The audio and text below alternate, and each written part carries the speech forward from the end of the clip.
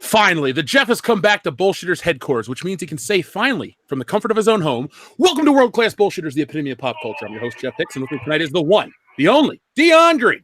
Baby, boys and girls, children of all ages. Unlike some assholes out there in Hollywood and Lucasfilms, I will never abandon you. That's so sweet. Up next is Big Rig Nick Utam.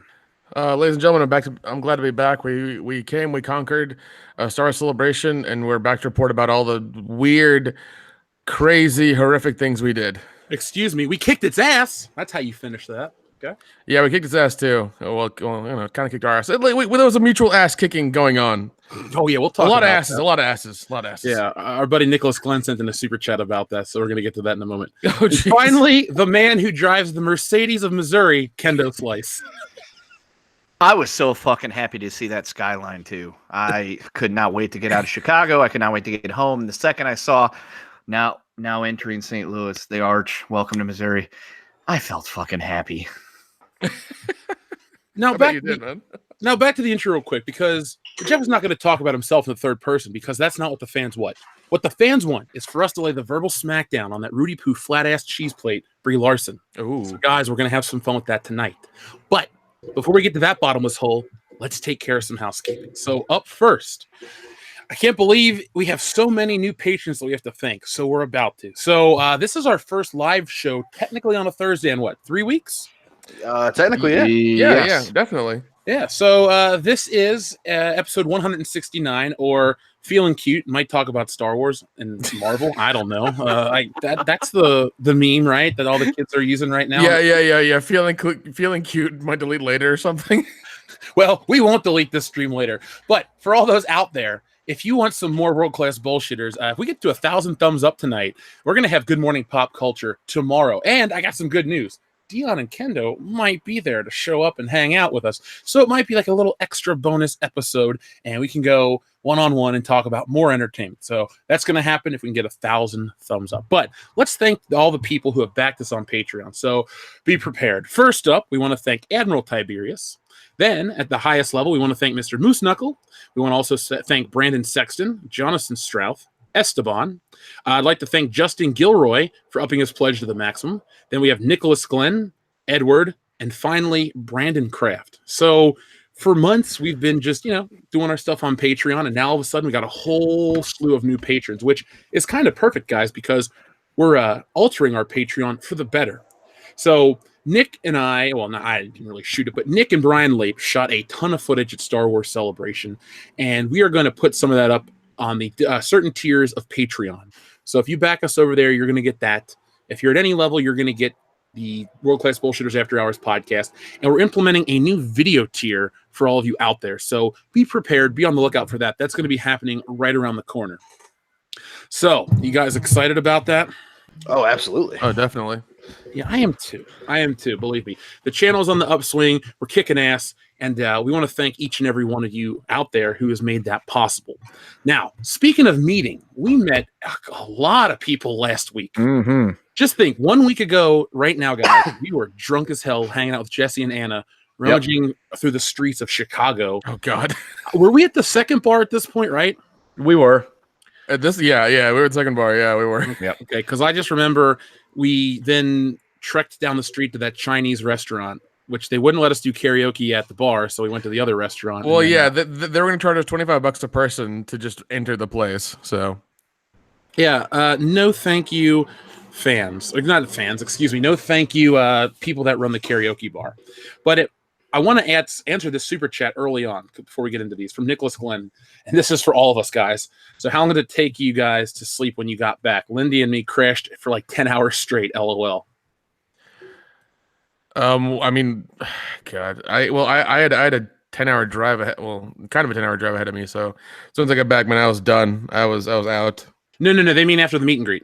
After the meet and greet, didn't take very long. We slept 5 hours. That's it. That's what I was looking for. We slept for 5 hours, and we were up the next morning, going to the continental breakfast, and then going to the convention. Shit. I think you guys slept less than that because Nick, Joel, and I and Lape went back at like 2 or something like that. We left like 1:30 because I remember we got back and we put something on the TV, and by 2:30, 3 o'clock, we were out and waking up the next morning. Then I think you guys didn't get back to like what, 5? Yeah, we got back at 5 o'clock in the morning. And then we were all awake by 8. Yeah, I don't know how I pulled that off. I don't even know how I'm still alive right now. That's the thing that blew my mind. We hit it harder than we have since college. Yeah, it was a 5-day bender. Yeah, it was worth it though. I mean, we got to meet dozens and dozens of people. We got recognized a lot at the show, and I'm not just saying that to be like, oh, we're so cool. No, it happened all the time, and like people that you would never expect to listen to us. So I thought that was kind of cool. But I want to give a shout out to people who traveled from the other end of the globe to come over to meet us. First off, our buddy Chris Wicks from Australia. That was awesome. Yeah, shout out to Chris. That was so cool. Also, Chris, you are our Australian ambassador for WCBS, just so you know. Yeah. Crikey. Don't finish that. Don't finish that, please. So what we're doing, folks, is we're starting to implement an international ambassadors program. So it's official. Chris Wicks is the World Class Bullshitters ambassador of Australia. And then for the UK is our friend Andy from the UK. Now, Andy, we had the pleasure of hanging out with Andy from Friday night. Then we went to dinner on Saturday. And then we went back to the girls' place on Sunday to watch Game of Thrones, hang out. We even hung out on Monday. So Andy was there with us for quite a bit of the trip. He was telling us stories of the UK and how it's kind of going crazy. But if you'd like to be one of our international ambassadors from a different part of the world, just shoot us an email and we'll give you a shout out that you're, the ambassador of, I don't know, Zimbabwe or the ambassador of Timbuktu. Well, those are both in Africa, right? Zamunda. I call Zamunda. I'm still waiting for somebody to email us from Wakanda. Okay, can we get that? If you're Wakanda, if you're listening, please somebody email us. T'Challa, my brothers, T'Challa. You know what we should do? We should tweet Chadwick Boseman and just say, congratulations, you are the ambassador from Wakanda. World Class Bullshit. Like, he wouldn't even read it. If we get 1,000 retweets on that, he might be like, okay. Watch him turn out that he's actually a fucking fan of our show. I'd believe it that he liked our show. I'd also believe that Brie Larson has seen some of our videos and be like, fuck those guys. I hope so. Yeah, she's probably written us down in her little like notebook she carries around of like lists of people she hates. Her unicorn diary. Diary. Unicorn Diary 2, the haters. I hate that white basement dwelling Jeff. I promise never to smile at the following 4 guys, and there's our names right there. It's just a picture of us. Yeah. Our channel logo, but white, and we all look like Brian Lape. Yes. By the way, we need to give a shout out to Channel Dad Brian Lape. Not only did he take care of us and Anna and Jesse and everyone when they drank too much and drove us around, we want to give him a shout out because he put up a Brie Larson video, and his channel only has 800 and something subscribers, and he had a video go to 140,000 now. Oh yeah. It's still I'm still getting messages from him. It's still going up. So if you guys want to help him out, I will tweet. I will actually share his channel right now across all of our stuff. Please do, because folks, the amount of people that are watching right now, if you guys all subscribe to Brian Lape, that's the name of the channel, he can become monetized and he can do more content. And clearly a lot of people like him. So we want to help Channel Brian. Dad. Who doesn't like Channel Dad Brian Lape? Come the fuck on. Yeah. Come on. And he bears a resemblance to Senator Elizabeth Warren. Yeah, Hiawatha himself. Yes.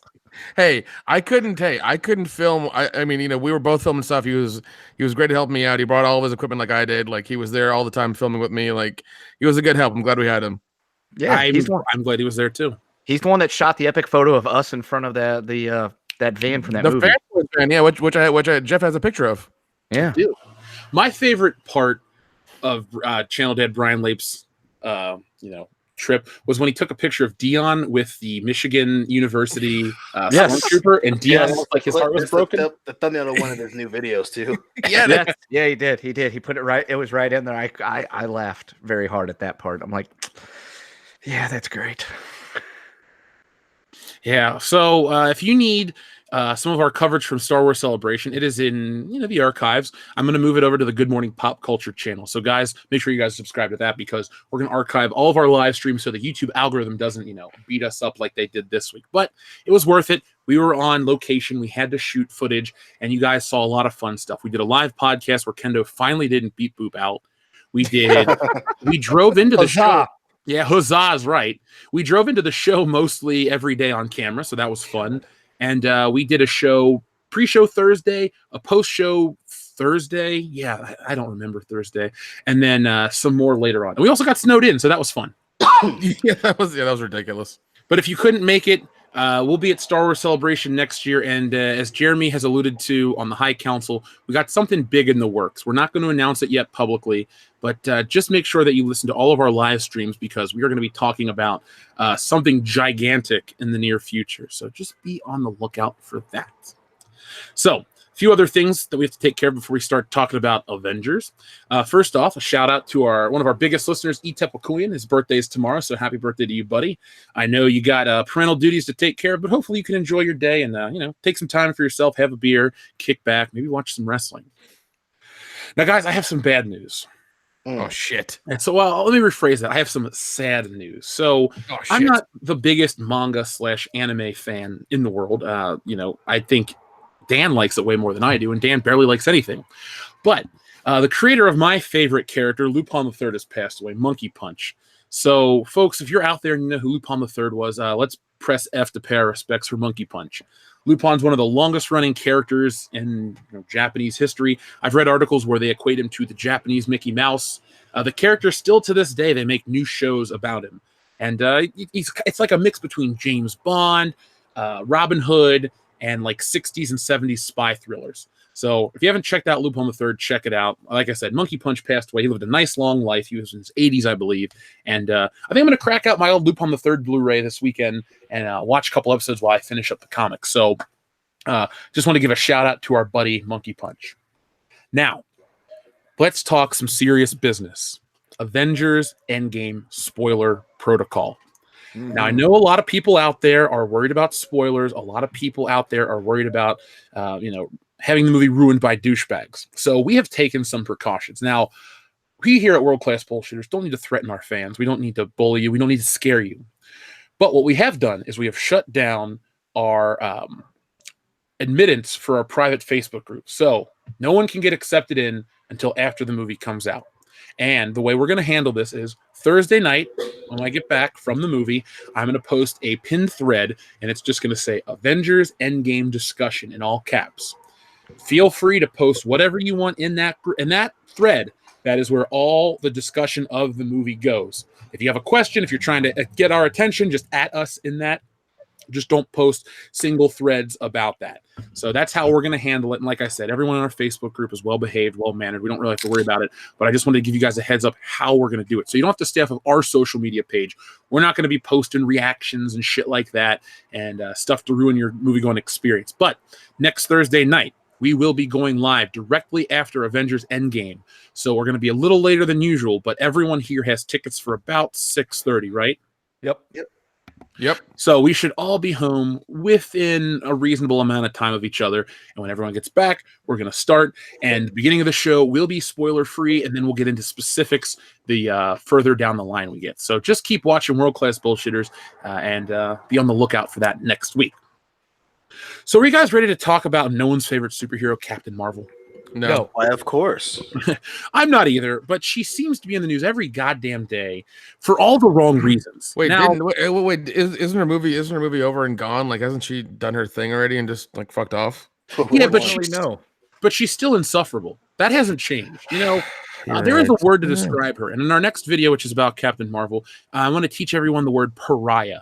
Just Google it. In the video, I will go into a deep discussion of what pariah means. I figure most of our fans do know because we have some of the smartest fans on the internet.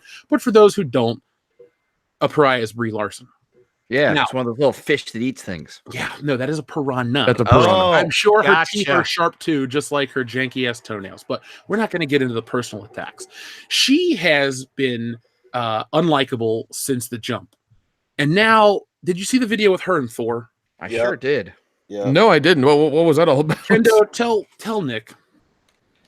So it was her and Thor and Hawkman, as Brian Lape would like to refer to him. They were doing a panel, and Thor was trying to say something, and she had to brag about how she does all her own stunts. So he called her Tom Cruise, and she got snarky. And you could tell through in the rest of the little thing that she was not a happy camper. Now, me personally, being the skeptical person I am, I think it could possibly be a work, but I always specifically she said, I'm not trying to be the next Tom Cruise. I'm trying to be the first Brie Larson. We don't. I'm the first me, and it's like, come on. Yeah, I I believe you that it's a First work. of all, okay, wait. First of all, Gal Gadot did way the fuck better because she made the movie when she was fucking pregnant. But she didn't lift enough weights. Yeah, her delts weren't developed enough. I don't. Yeah, did you see them legs? She definitely wasn't doing any squats. I don't care. But she made the movie while she was fucking pregnant. Brie Larson, if you did that, then I might give you a pass. But you didn't, and you're a bitch. So Well, fuck you. dude, who's gonna actually want to impregnate Brie Larson? Deanna Green. I mean, that's neither here nor there. That's not the topic of discussion, sir. We're talking about the delightfulness, not the impregnability. I think they go hand in hand. Here's the thing. So, somebody spunked into Amy Schumer, so you know. Deanna Green. I mean, that's neither here nor there. Also, again, I don't know why this keeps becoming about me. Isn't it always? I'm just a brother here doing the show. I'm not trying to pay any child support or say anything that'll incriminate me later in child support court. I'm just doing my thing, boys. Yeah, I can't judge you on that one. Thank you. Someone finally gets it. Now the Brie Larson situation goes even further. So there was I think it was a Good Morning America thing, and they just kind of kept the rivalry going. But even though I believe it's fake, it's all, just actors playing around with each other. Disney clearly knows that the fans aren't on the hype train for Brie Larson. Her performance as Captain Marvel was shit. The movie, worst MCU movie for most of us here on the channel. Weakest of the 21, soon to be 22. So they want to keep poking the bear. And right now, as fandom is still testy, like you come out of Star Wars Celebration and you think, oh man, Disney's trying to win back the fans. But then stupid shit keeps happening with Star Wars. And believe me, we're going to talk about it tonight. And I'm going to be making some videos for next week about it over the weekend. But all fandom is screwed because you get these people in power that want to just constantly punch down on the fans. And, humorous interplay between like Paul Rudd and Jeremy Renner, that's cool. I get it. Paul Rudd is a likable actor, probably the most likable man in Hollywood. Would you guys agree with that? He's up. Yeah. He's definitely up there. Oh, I mean, it's him and The Rock. Like most people just love both of those dudes. Can we get those two in a movie? Can they do something? Oh my god, you Jason Momoa is up there too. I mean, Paul Rudd's easily top three for sure. I just want to hang out with Paul Rudd for like a day. Me too. I would hang with all three of those names we mentioned. The only reason I would put Paul Rudd above Jason Momoa is Jason Momoa has been like 4 things. Paul Rudd's been relevant for like 20 years. Right, That's but still, that's true. if we said, "Hey, Jason Momoa, you want to go like throw down at a bar and try to pull some tail?" He'd be like, "Yeah." You realize I'd rather hang out with Jason Momoa more than anybody we've listed so far. I'm just making the point. I think Paul Rudd is universely more likable. Right. Oh, yeah, totally. yeah. I mean, a lot of women that like Jason Momoa, they think he's hot. Fine, cool, enjoy him. Paul Rudd's just likable and funny. So He's just a cool dude. he's just he was great, and I love you, man. Peter Cleveland, come on. Yeah, he's 00 heaven. Double. Hey there, Miss Monday Pusher. There's more than that Porsche. No, but the thing is, listen to how we're talking about those actors. Ant-Man. I mean, I wasn't hyped to see Ant-Man because of the Edgar Wright situation. You guys can go back and look at the news about that movie. But I knew Paul Rudd always delivers at least a likable protagonist, and he brought that charm to Ant-Man, and Ant-Man became one of my favorite MCU flicks. So that you want that kind of charisma, that kind of likability to be associated with your superhero. With Brie Larson, she's always just antagonistic and prissy and, it's about me. Look you're the late player in this game. Like, nobody needs you. The story doesn't need you. The fans don't want you. Disney doesn't need you. But you keep making yourself known as this unlikable piece of trash. And I'm getting tired of just seeing her. Like, get me Elizabeth Olsen or Scarlett Johansson or some other woman in the movie and give them a bigger part to do. Captain Marvel sucks. Yeah, give them their own movie because they've been in this shit for 10 fucking years. Well, did you see that Disney Plus is going to have a Vision and Scarlet Witch TV show? Yep. Ew. Here's the problem with all these announcements. It fucking spoils the movie. No, there's no stakes. No one's going to die. We're just going to market everybody. Yeah, that's definitely not, and that's kind of the arrogance of Disney at this point, not just with Marvel but with Star Wars, obviously, and with Disney Plus. And they announced the fucking Falcon and Winter Soldier show too for Disney Plus. So it's like, guys, stop. Wait till the fucking big event happens and then run your chops about the other shit. The other thing too is, I think that whatever they told Brie Larson when she was initially talking shit before Captain Marvel came out, she's clearly feeling her oats right now. You know, she has that. I guess apparently it was supposed to be a movie on Netflix that people really didn't like anyway, but you know, she has that shit coming out. She had her face in Times Square for the show that no one was eventually going to watch anyway. And obviously Endgame coming out, they have her in the one trailer. So she's feeling her oats right now. And it's definitely that thing you see with a lot of actors and actresses when they're getting up there and they start mouthing off, you know, but you know, Brie Larson's not going to learn from Megan Fox or Martin Lawrence or all these other stars that piss everyone around them and piss the fans off. You know, she's got to fall face first, and you know, we'll see what happens after Endgame, man. But yeah, it's just like she thinks the unlikable gimmick is what her fans want to see, and it's like, you know, they're here to watch Endgame, not you mouth off, honey. Well, no, I think it's not the unlikable thing she's thinking, but I think she's being real, and she's like, yeah, I'm being, you know, a tough woman, and that's what they want. It's like, no, you're just being an unlikable bitch, and it's just nobody wants that. It's like you're just being preachy, and it's like, yeah, we get it, we know what you're trying to do, and it's annoying. Just quit. Yeah, and it's like this shit doesn't work. Yeah, you're not going to be the first one to break the mold being unlikable, where people come to see you despite you being unlikable. This shit never works out. It just doesn't, you know. And you sure as shit aren't some, you know, big enough. You haven't won. You know, you don't have that legend status where you can act like a fucking diva and people still, for some reason, give you a job. That shit doesn't work out all the time. So no, it doesn't really work out ever. Right. I mean, there have to be positive qualities about certain people for them to continuously get work. And I think you can only hide behind an Oscar win for so many years and so many movies until it's like, yeah, I want an Oscar. Yeah, but you didn't do shit for a decade, and you're really hard to work with, and you're not that talented. So, I mean, look at Katherine Heigl. She got to work her way back up now. Oh yeah, she was in everything for 5 minutes. That's the tip of the iceberg. She was. I mean, if you want to stick it to Oscar winners, look at Marlon Brando, look at Jamie Foxx. These motherfuckers that won, you know, Halle Berry, these people that won Oscars, they did the exact same thing, you know. And Halle Berry, John Wick 3 is the first major thing she's done in the last 8 fucking years. Marlon Brando died with a shitty reputation for being unworkable, and after he ruined a production. And then Jamie Foxx, you know, got the big head, did the exact same thing. You know, he derailed a lot of the shit for Miami Vice, and the last big thing he's done, he's been on the Joe Rogan podcast, and he had a fucking direct-to-DVD movie come out about him being a cop in Vegas. Like, this shit happens. You're not gonna break the mold with this shit. You know, and again, you know, before people jump out and say, oh, well, it's because, you know, you're just not scared of, like, you know, no, I'm not scared of a little brat ass little blonde hair chick. But the second thing is, this shit, she's doing what people have done before, and I promise you, the same thing's gonna happen. Endgame can end, and if Marvel says, you know what, you're too much of a fucking problem, you may get a couple things in between, but you and Katherine Heigl will be sitting in the same goddamn office at the DMV looking to get your fucking driver's license.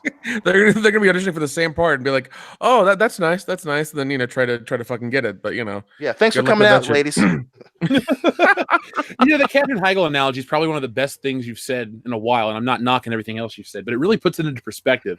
From a podcast, because I mean, no, you remember she was in a lot of chick flicks, a lot of stuff, and then all of a sudden, she said she didn't like the part she was in for. I think it was, what was it? Grey's Anatomy. No, it wasn't Grey's Anatomy. It was Knocked Up. She didn't like the character she was playing. I was like, well, and here's the thing with actors, they never read the fucking script. If you had read the script beforehand and actually put it into context and been like, yeah, this is not for me, I want to back out, quietly, you'd been fine. But instead, I think the other thing was that she actually read the script. She waited till the movie came out. She waited for it to become a hit, and then did all that bullshit. Yeah, and it's the same thing with what the hell's that chick's name? Oh god, she was in Predator, the new Predator movie. She's like, fun. Yeah. She's like, oh, one of the guys is, you know, a pedophile. It's like, say that, you know, when you find out about it during production. Don't say about it afterwards when they're trying to advertise the fucking movie, make money for it. It's always after the check clears. That's the weird thing. And it's like, it's never before we do this shit. It's only after the check clears where I have a problem with this motherfucker. You know, I got a problem with how people are portrayed in movies, or I have a problem with women being portrayed in movies. But I sure as shit didn't say that when I took it to my bank and they put it in my fucking bank account. Yeah, it's words haven't been spoken in a while. Yeah, you know, and it's one of those things where it's like, I mean, that's a horrible thing. You should have like gone to you should have gone, you know, all up the ladder and like reported that like the minute you knew about it. Not at a fucking press junket at 6 in the goddamn morning. Right. No, Now, what I do want to talk about, since we are just 1 week out, 1 week from now at this point, we'll be in the middle of the 3-hour and 3-minute movie. Yeah. Dude, spoiler alert. I didn't Yeah, know it was that sorry, I spoiled the runtime that they've announced. Aw. Fucking from. Did you want to go sit in a theater for 10 hours? Not really. I mean, if it's, Depends. it's Marvel. How good's the movie? If it's Marvel, I mean, you know. Yeah, Dion, I would have said that with you about 2 months ago before I saw Captain Marvel. We're actually we're about a month removed from that movie. Yeah. They hadn't let me down. Even the lesser movies I still enjoyed. Like, still like Doctor Strange. Thor Ragnarok on its first viewing was fun. Yeah, well, I mean, I didn't like it because they're introducing a character in the 11th fucking hour. It's like, why? And she's supposed to be the most powerful one, and Nick Fury knows her from like back in the day. It's like, then why wasn't she like why wasn't she like before Thor or after Thor? She was off exploring mountains. God, she was doing something. I don't know. She was helping Fucking green men, dude. She was helping intergalactic refugees relocate or something. I don't fucking For know. 20 years. She was saving the Apparently a lot of planets didn't want them, okay? Well, I don't want the scrolls that they've sold us in the Marvel Cinematic Universe. Yeah, That to me is the biggest. Everyone wants to bitch about the Mandarin. They want to bitch about other villains.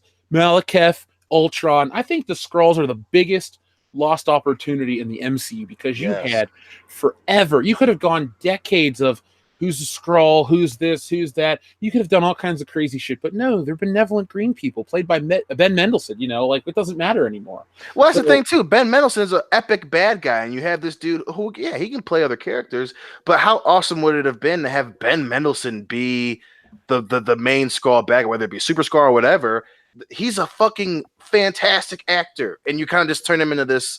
Even the first part of the movie, you know, he's the menacing Skrull plant and shield, and then I was looking to save my daughter. It's like, God damn it, Ben Mendelsohn, be a badass, dude. Don't be some, don't be ET with pointy your ears and a bigger dick. Be fucking cool.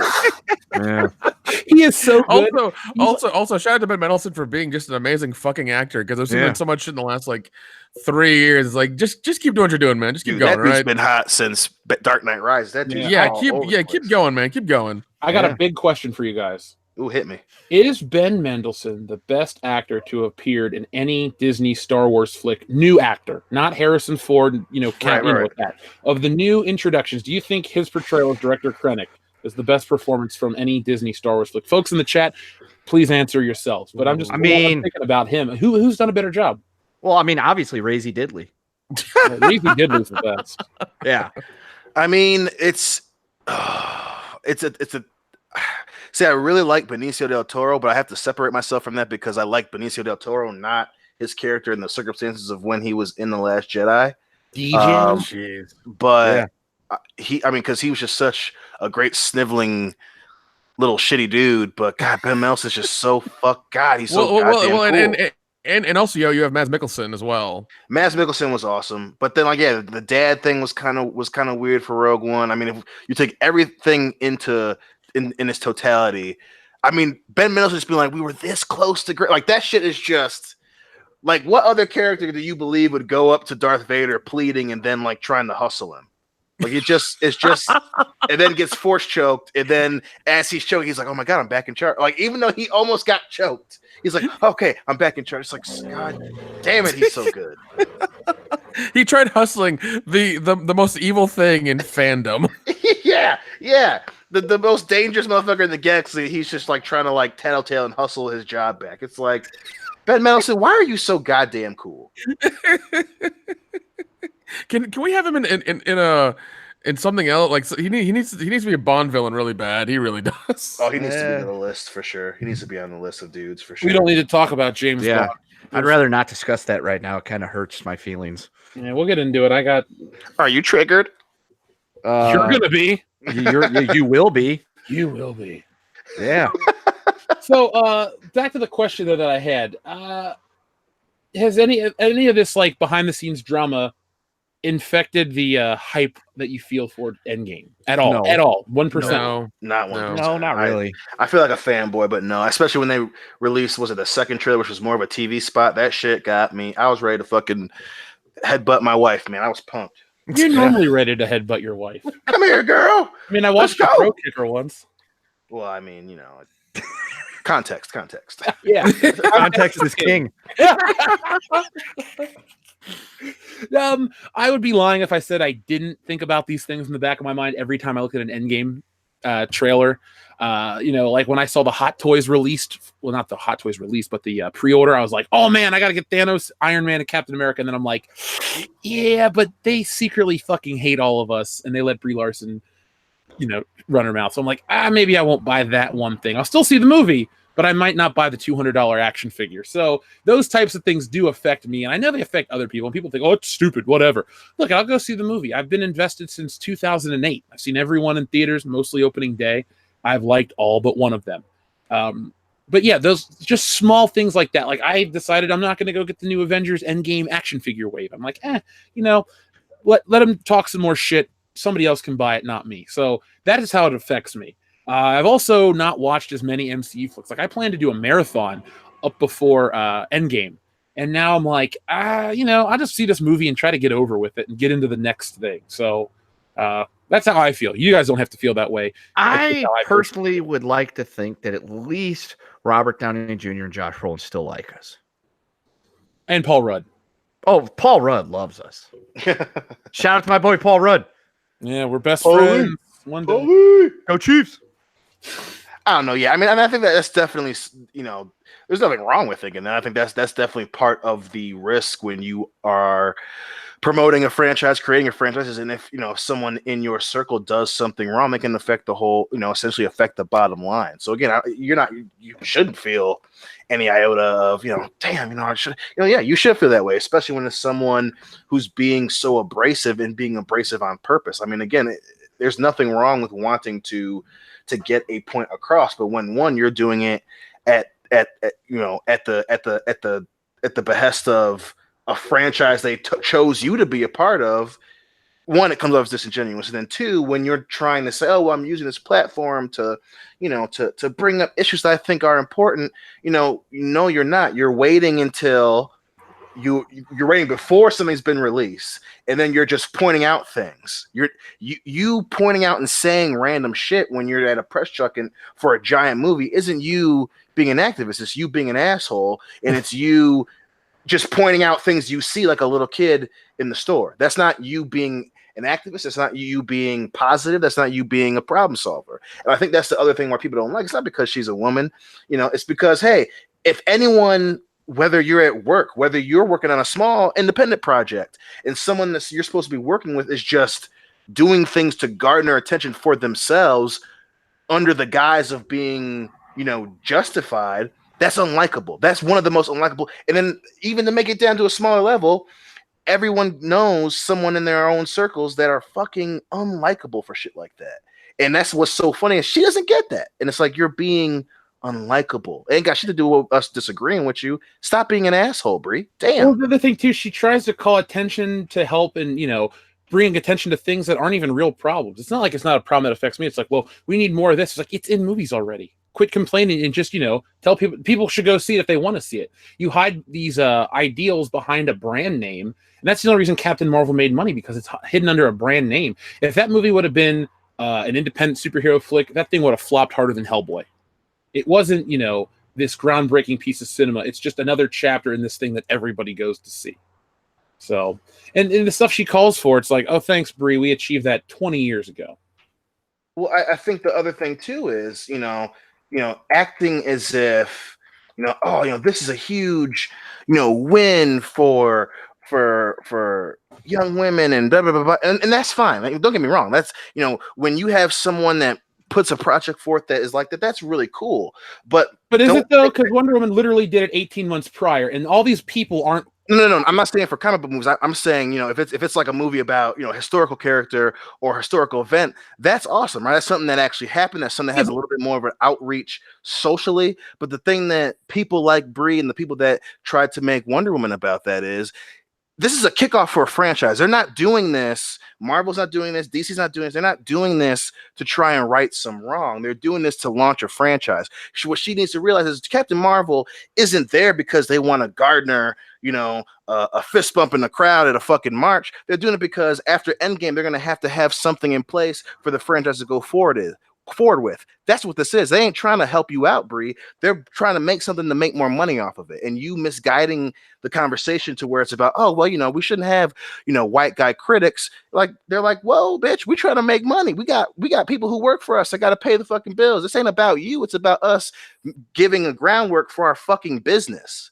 And, it's that's the fucking difference that she clearly doesn't get. No, I think we're all on the same page with all this shit. I really wanted to just get over Captain Marvel and then go full bore. Hey, Iron Man's back, Captain America, Thor, Spider-Man, blah, blah, blah. All these things that we want to see. Yeah. But it's just the media keeps doubling down on this shit. And look, Captain Marvel emboldened them to be dicks, bigger dicks than they actually have. People out there listening, the fans hold the power. Guys, all you're doing is hurting repeat viewings. You're hurting merchandise sales. Look, if the box office is great, remember though, the box office, Nick knows this firsthand, is split so many different ways. The grosses is completely different than the profit from a movie. Right. The theaters got to get paid. Other people got to get paid. Actors got to get paid. All this the crew has to get paid. All these people have to get paid. Yeah, and I mean, even that international box office, the thing I've always heard across the board is that the number that you see on Box Office Mojo or whatever it is, that gets split up to where only 40% goes back to the main production company. That means only 40% goes back to Disney. So even though it's $677 million, 40% of that goes back to Disney. The other 60% goes to the theaters where it was shown. I'm just saying, folks, you got to take this into account, especially Disney if you're listening. And we know Lucasfilm and Hasbro know who we are, so that's kind of cool. Yeah. If you're out there, Disney, Right. Respect the fans. We hold the power. Because you can throw $1 billion at a fucking theme park, but if you piss us off and no one shows up, well, you just threw $1 billion down a bottomless pit. And yeah, you'll eventually get it back because it's Disney World and people go there out of whatever. But your brand will be slightly marred. Remember how quick the Star Wars franchise has tried to get over The Last Jedi. So remember, folks, they listen to us. We have the proof. If they acknowledge something or they ignore it, you can basically read into that and figure out how they feel about it. Rian Johnson in this new Star Wars trilogy ain't happening, no matter what Kathleen Kennedy says. And if it is, if they do have some plans for it, they wouldn't have said it at Star Wars Celebration because it would have been a massive flood of booze. So, yeah, he is a persona non grata with the fans of Star Wars. Well, and again, that's even if unintentional, right there, that point is perfect because he did the exact same fucking thing. And what happened? The motherfucker got cut out from the whole process. And that's not because, they, even if, people who are going to defend him and his bullshit, you can't, none of them can deny Disney fucking took him off. At the end of the day, Disney fucking took him off that project. And even so, they at least squashed all the conversation about the trilogy. They were just going to gift wrap him. Because he was opening his fucking mouth and running it and trying to be adversarial to everyone who paid money to go see his goddamn movie. Which, when you say it like that, you're like, wow, that was really fucking stupid. Eventually, Lucasfilm said the same thing. Why are we letting this motherfucker talk smack to people who paid money to go see the movie? And she's doing the same goddamn thing. This idea that she's exempt from the consequences of that is what's so weird after the epic conclusion to this 10-year franchise. It's like, what did you like? I don't like, this is a lose-lose for her. If you're right, then everyone's gonna shit on your movie. If you're wrong, the movie's gonna do well. They're gonna look at you and be like, yeah, we don't need you anymore, sister. See ya. And that's what's so crazy to this. That's what's so fucking crazy. Like, even if you're right, you fucking lose because they're not gonna want someone who's trying to start fights with the media, with the fans, and with the people who make the fucking movie. You trying to, with all three groups, what is wrong with her? Not to, you could go run into Netflix, but apparently that movie that you made sucked dick. So what are you trying to accomplish here? By the way, Dion, Nick, and Kendo, I have some good news. We have 710 people watching. Yay. Now, we only have 232 thumbs up. So, folks, if we get to 1,000 thumbs up, we're going to give you a Good Morning Pop Culture. And a lot of people are saying, I hope it happens. So, for your fellow Fandom Menace fans, give this video a thumbs up so they can get a Good Morning Pop Culture. Because we're going to stay up and do after hours and all that shit. But we are going to give you Good Morning Pop Culture. We're only 767 thumbs up away. So there we go. It's moving up. It jumped to 270. There we go. Now it's happening. You never know who's going to show up on Good Morning Pop Culture. Yeah. I mean, Aerosmith could be there. Wait, really? Who else? Oh man, fashioning a kayak. Have the log. Wow, you really sold that one.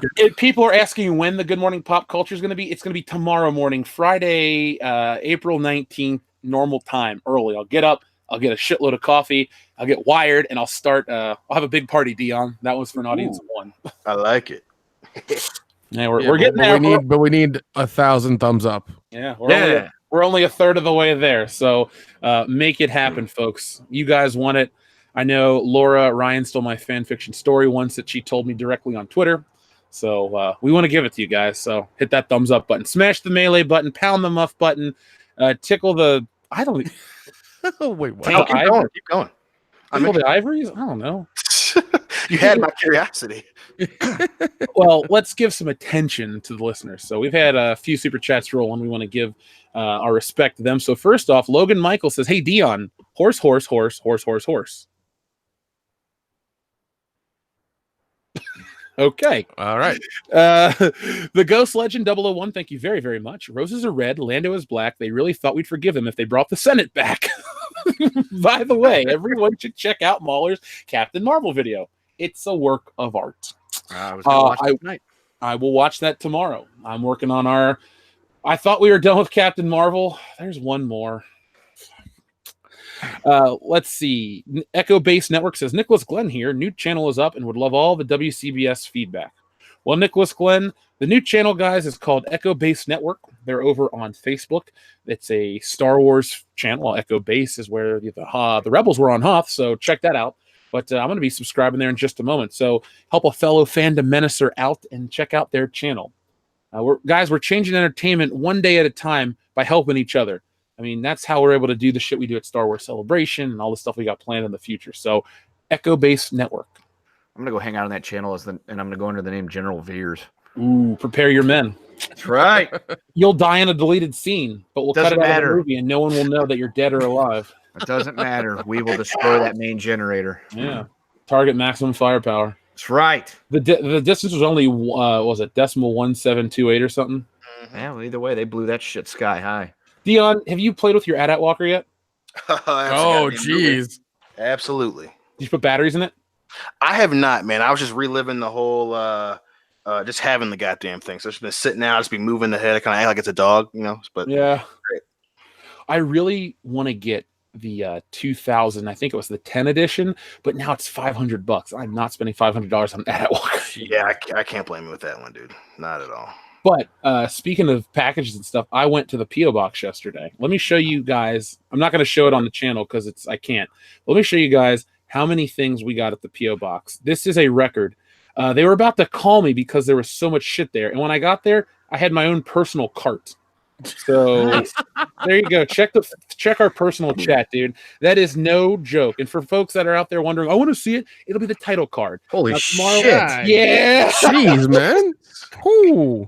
Yeah, look at the size of that package. Hey. Right. It says up, but it's going sideways. No. I just wanted to tell you guys tomorrow I will upload the other P.O. Box video. The hotel Wi-Fi was really, really bad. As you can tell during the live streams, it was pixelated as hell. Why. Yeah, I know, right? So I wonder why the alarm went off. Was it 5 in the morning, 3 in the morning, 1:30 in the morning? Oh God, Nick would have died. I don't know what you're talking about. Yeah, you were done, Nick. So, dude, I woke up. I was like, "Where's everybody at?" And we'll tell that story on After Hours, folks. Yeah. Excited for. Wanderer says, "Don't you point those dirty green sausages at me?" No. So it's funny we bring up the sausage talk because I shit you not, I watched a documentary today that I thought was about pro wrestling, but the first 20 minutes was about sausage. I mean, the casings are hard to make, and you get all that meat in the casing. Things. I think that was just WrestleMania 9. Was Virgil on that show? No, I don't think he was on that one. Then it wasn't about sausage. No, nor fuck money or meat sauce. Yeah. No, it was this weird documentary. It's called like The Legend of Two Thumbs, Chicago something. I was like, all right, well, I was just in Chicago. I'll check it out. And you think it's going to be about a pro wrestler. And it eventually was, but at first it was about his sausage factory that he owns. Is that a euphemism? No, it's a literal sausage making facility. Oh. That's where he makes his money. He pro wrestles on the side. Was he? Wait, hold on. Was his name Abe Froman? No, but he does refer to himself as the Sausage King multiple times in the documentary. It's on Amazon. Oh, shit. Okay. That's setting up for the title bout in a cage. Him I versus know, Abe but remember, Froman. Abe Froman never shows. It would just be Ferris Bueller versus this guy. I think this guy has the edge over Matthew Broderick. I think so. I don't know. Magic Broderick's killed people. That's true. That's very, very true. That's a spicy sausage. Damn, that hurts. Well, That's what she said. yeah. How did it happen, Matt? How'd they get burned? The car caught fire. Alpha Terranema says, sorry I couldn't meet you guys when you were here. Here's hoping my schedule isn't borked during the next meetup. Well, Alpha Terranema, we'll be giving you guys ample notice about meetups in the future since how many people were at that bar? That place was jammed. A lot. It was a lot, dude. Yeah. It was a lot of people. It We was couldn't- jacked.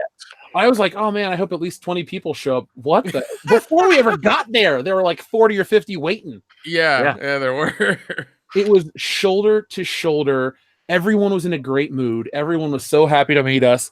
It was weird signing autographs, but it was cool. Yeah, there was more people there than at Kilroy. I don't understand that reference, but I still chuckle. But Alpha Terranema, I'm saying you didn't make it because you are one of our most frequent listeners. I see your name on almost everything we do live, so it'll happen. Don't worry. This was just the beginning for us. You know, we talked about last year being the best year for the channel. This year's already beat it in the first 4 months and 18 days. So we are kicking ass at levels unheard of across YouTube. So we want to thank everybody. Misfire Gaming says, fellow Cincinnatian and longtime listener, only briefly saw you guys while walking around Celebration. Well, Misfire Gaming, I wish you would have said, hey, we could have talked about how overrated Skyline is in front of Kendo. Oh, God. That wouldn't have bothered me, though. I'd be like, I'm sure it is overrated, but they serve chili dogs, and I like those. Dude, it's okay. Yeah, of course, Kendo likes chili dogs. I get shit on for white women around here. Yeah, dude, it's a hot dog with a bun and fucking chili and mustard. Hey, man, and it's a white onions and woman cheese. with a pulse. Come on, how you know? But Elon Musk's mom? Come on. Yeah, but see, the thing is, you guys could go, hey, you want to go to Skyline? I will say no. If, hey, Dion, look, a white woman, you're not going to say no. That's the difference right there. I would say Moderation. no, sir. No, you wouldn't. You'd say maybe. That's your no. I mean, that's probably a little bit more accurate, Nick. But again, yeah, I'm just saying you can like Skyline, fucking talk about sausages. Hot dogs are the even dumber cousins of sausage. But I get chat on. Oh, hey, yeah, you want to bang a famous white woman? Oh no, I'm the bad guy now. It's not that it's a famous white woman. It's who you talk about. You pick your little pound cake, Lena Dunham. I mean, it's not like just because she's famous and white makes it okay. It makes it better though. There are people that I see, women I see every day that are, a better choice than Lena Dunham, and no one knows who the fuck they are, including me. Well, yeah. I mean, but you live your life, I'll live mine. I don't want to live your life for my own sanity. To paraphrase the Incredible Hulk, your brain is like a bag of cats. So there you go, dude. Hang on. Got a police report in. Report of shots fired over here. Oh!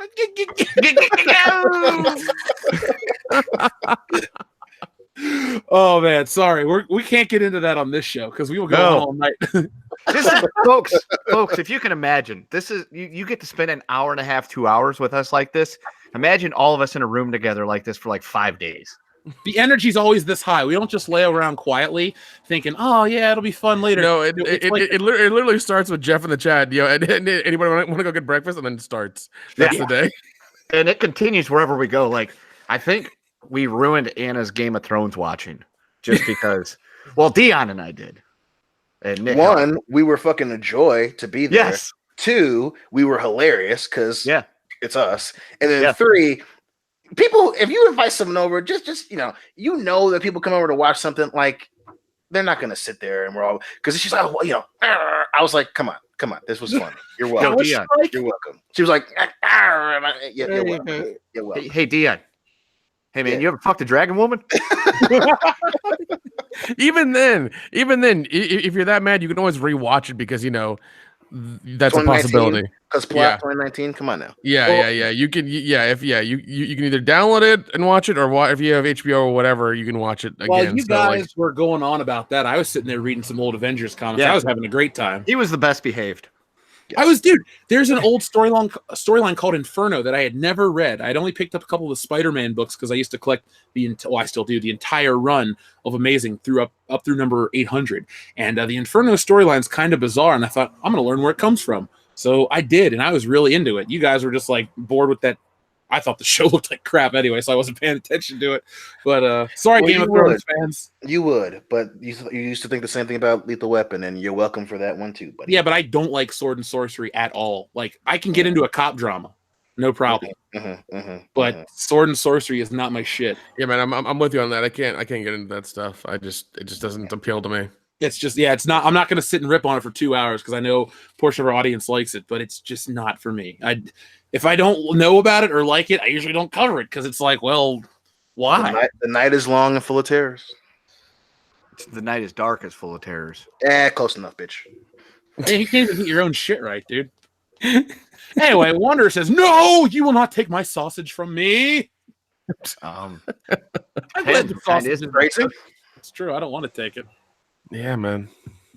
Billy Ritchie, this is probably the coolest super chat we've read so far. Hey guys, last day at my old job today, and my last word to everyone was "party boob." There you go.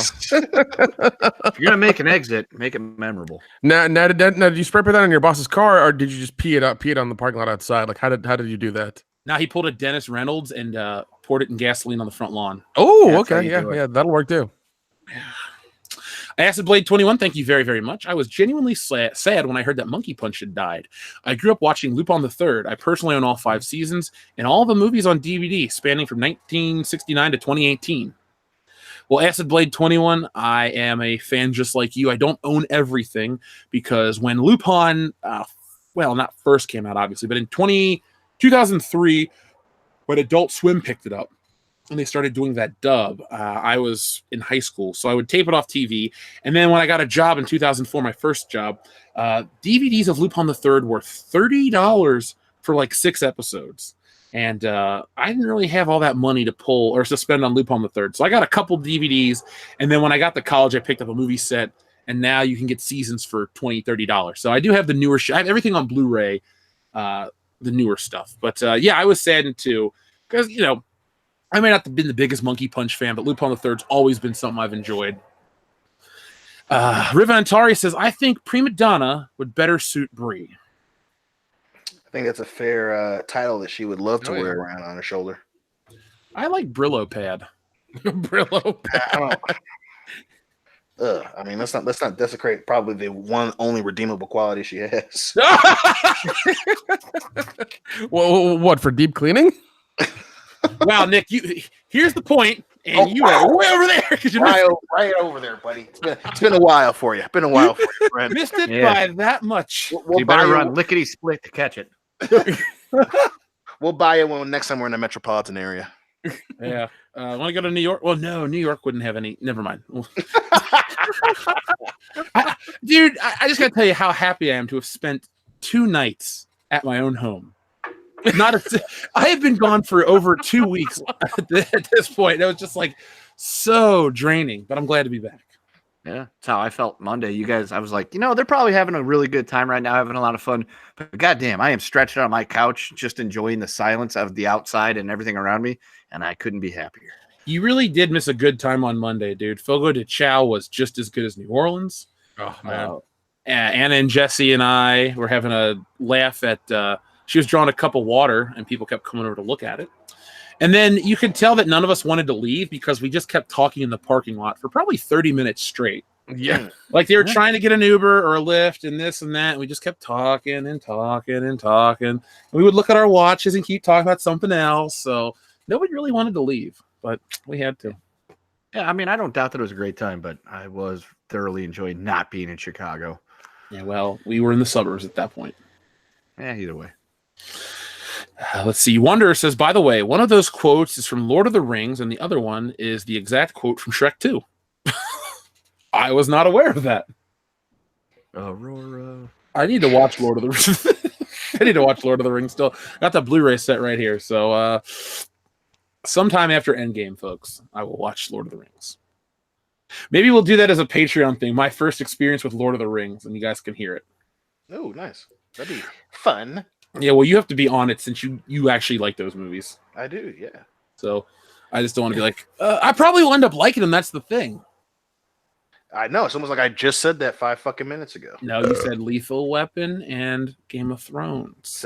I said you said that about Lethal Weapon 2, but you're welcome. I was implying that you say that, but you end up liking them because... That's not always true, man. I hate Godzilla 1998. You like it. Yeah. I like it because it's bad. Don't you make this about me. Is this the Make This About Dion episode? Isn't it always? Sorry, that's an Avengers quote. I keep throwing at you and you keep not picking it up. I get it, but it applies. So I'm, it's still funny. Isn't every episode about it, like make it about Dion though, when it really comes down to it? I mean, yeah, but look at the success we've had. So I'm not going to exactly. So what's he complaining about? I want my restitutions. I can't. I did nothing wrong to you. I've only been your friend for a decade. He never once oppressed you. You did. You attributed Godzilla 98 to me. That is a crime. How's that oppression? That's just more like insulting. Listen. Again, Matthew Broderick killed people before. That's why. Yes, we're aware of that. I think that's going to be the description of this episode on Podbean. Matthew Broderick killed people. Yeah, and fucking Mark Wahlberg kicked somebody with a brick. So what's your point? Yeah. Well, that's a little bit more funny. Plus, he's so short. Yeah, but he blinded the guy, and that's not cool. Yeah. Anyway, let's move on. Yeah, segue. Red Pill Blurred says a flat personality to go with that flat backside. And I'm sure that's in regards to Brie Larson. Now hold on. Let's not speculate. He could be talking about somebody else.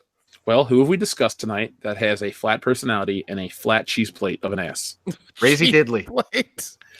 Daisy Ridley smiles and seems really likable. I don't like That's Ray. true. She's a shit actress, but Daisy Ridley seems like a pretty decent person. That's true. I will give you that one. But they're like, Jeff, if you want to hang out with Daisy Ridley or Brie Larson. Oh, Daisy Ridley all day. Daisy Ridley all day. I'd be like, I don't really want to talk about your Star Wars movies because I don't like them, but I'd like to get to know you. Tell me what. So what else are you into? Yeah. Hey, Daisy, are you into black guys? I'm pretty sure she's again. God damn it. And you wonder why we made that point earlier. Yes. Yeah, that's a good point, actually. I kind of walked into that one. Thank you, Tony Stark. You didn't just walk into that one. You dove head first, screaming and yelling with glee. That was it. Black guys, Daisy! They all float. Anyway, Grand Inquisitor. God damn. Ooh, are we sure this isn't after hours? Sorry, my perception of time just goes in and out. We're just lobbing volleys at each other at this point. This is great. I know, right? I think it's because we secretly miss each other so much. Yeah. I mean, I wouldn't say secretly. There's been numerous times where I've been sitting there like, damn, I really wish I was hanging out with the guys right now. And that was like 2 hours ago. The best part is, though, the channel and the show keeps growing, so we'll eventually be able to turn it into something like that. And by eventually, I mean in 2020. Yeah, we'll have Bullshit Tower. Yeah. Dude, we'll just be like the pop culture equivalent of Tony Stark. Except we won't make IntelliCrops. We'll make, I don't know. It's entertainment. Podcasts. Shit. And we'll always slightly be dickish about it. Only slightly. Nah, we got to remain humble, dude. So many people that came up to us were nice and told us to keep up the good work. So that is my directive. Where are we at? Grand Inquisitor says, Nick, Brie is the next Charlize Theron. She will be unmarried in her 40s, demanding men step up and date/marry her. She's close to sell. She's close to her sell-by date. God damn. Oh my, her sell-by date? Woo! Oh, that's a spicy one. Yeah, well, I mean, like, I remember reading that Charlize Theron wanted somebody to date her, but I didn't know why. I was like, she seems hot. I've never. Where was the applications at? I didn't get one. Yeah, I mean, is this like a Tinder thing, or you got to put in a picture and a short description? Like, what is this? You know, Tinder that says you have to verify your height. I have no idea. There was a thing about people would claim to be 6 feet tall, but they'd be really short and it pissed off women. That's like every dating website. Yeah. I'm going to join one and put my height at 5'7". But then have a picture of you standing next to some random dude so they can be really fucking confused. Yeah. I'm like, I'm the other one in the photo. Remember I told you I was 5'7"? I lied. I was off by I don't know, a foot. Almost a foot, yeah. Sorry, you're not into giants? Well, what are you, fucking racist? I don't know. Thank you. I was going for that one, but I can't say the real line on air. I heard the pause. I heard the pause. I was doing. like, That's I'm where I thought gonna that save was him on going. that one. Oh, man. Sorry. I'm glad we get each other. Thunder Robot says, every time I hear the rise of Skywalker, I think of that porn story you read. Also, Dion stayed awake in the last episode, in episode 9, Rise of the Sausage. Well, Dion had to stay awake in that episode because one, we were all like in, same room, and it was like noon. And I kept getting cold water dripped on me, so I couldn't have fallen asleep on that shit. I don't know how that happened. Must have been a leak in the room. Yeah, that sounds like a tragic accident. You know what was weird is as soon as I got home, I saw a commercial for that fire repair place that was up there. It's Surf Pro? Yeah, I was like, wow, this is kind of awkward. Yeah, maybe he should have done they should have done a quote before the fucking Sunday night. That'd have been nice. Yeah. Right? Jeez. Well, I think, okay, we're going to read the next super chat and then we're going to move on to the next segment because it's a perfect segue. So The American Mythos says, have you guys seen Doomcock's new video on the meaning of the rise of Skywalker? Ray will be a CNN reporter in the next movie. # without respect, we reject. Oh, God. I have not had a chance to watch Doomcock's video. I'm a big Doomcock fan, a Doomcock enthusiast, if you will. I'm going to watch his. I'm going to watch Mahler's. I'm going to try to catch Razorfist's new video and Retro Blasting's new video. Those are some of my personal favorite YouTubers. And, of course, Gary from Nerdrotic. But remember, we came home Tuesday night from Star Wars Celebration, so we're still kind of tired. But I will check out Doomcock's video. I have a Star Wars video to make for myself. I got a lot to say about Star Wars Celebrations, like the feeling on the floor. And it's not all negative. It's, it's a pretty interesting take, I think. So you guys need to be on the lookout for that.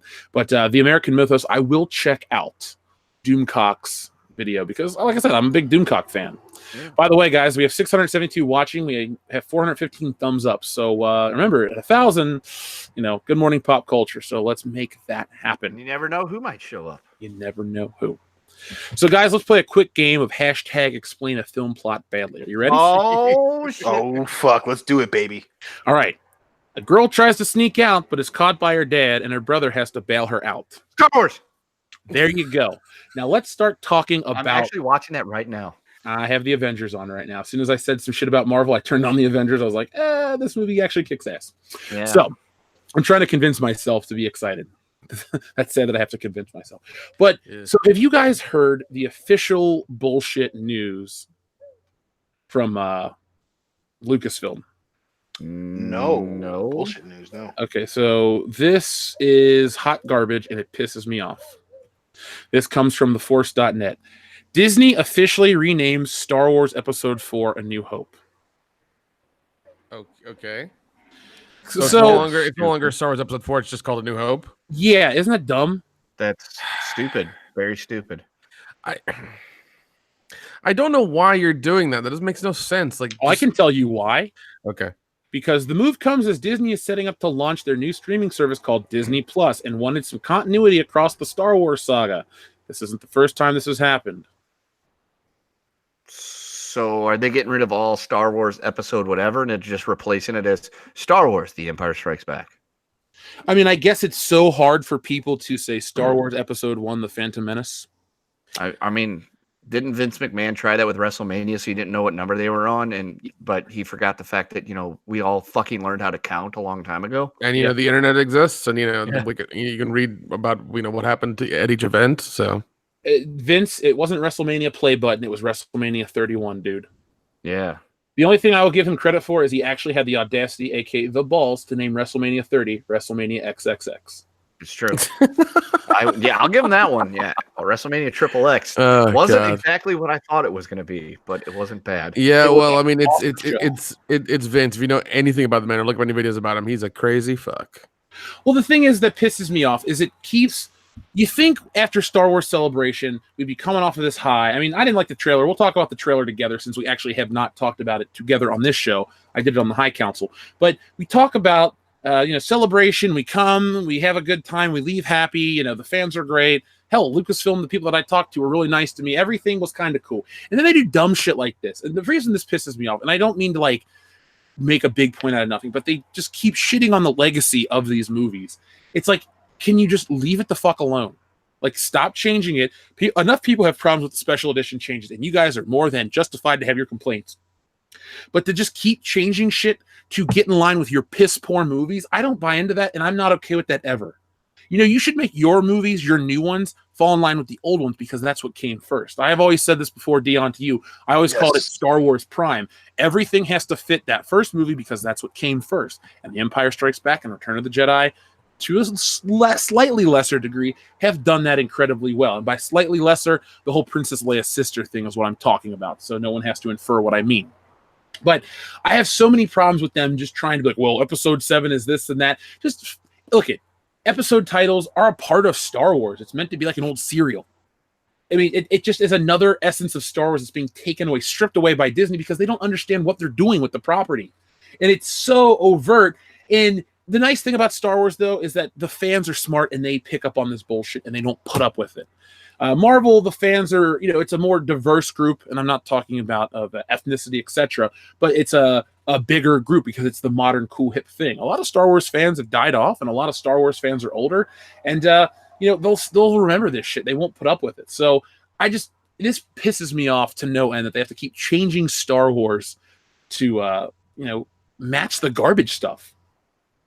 Yeah, and the best thing is not the best thing, excuse me. The worst thing is that it's fucking depressing, right? So, you know, before, you know, having to deal with Lucas keeps going back and changing things, and then at the very least, it's a reminder that people who are in their mind up on the mountaintop don't necessarily get what the fuck. No, they don't know what the fuck they're doing.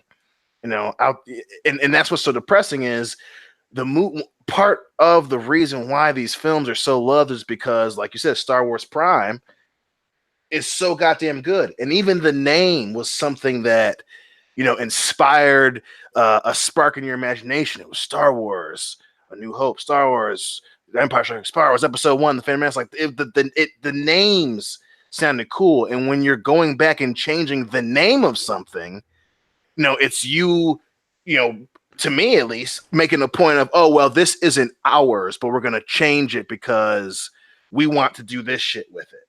Like, you're not already proud of the legacy that it had beforehand, which, you know, they proved that with these past movies, but changing the fucking names, it's like, we get it. You don't want everyone to remember that George Lucas made this shit up first. I get that. I understand, you know, this is yours now, whatever, but to change the fucking names, like, why? What specific reason outside of you wanting to take credit for someone else's fucking homework does this serve?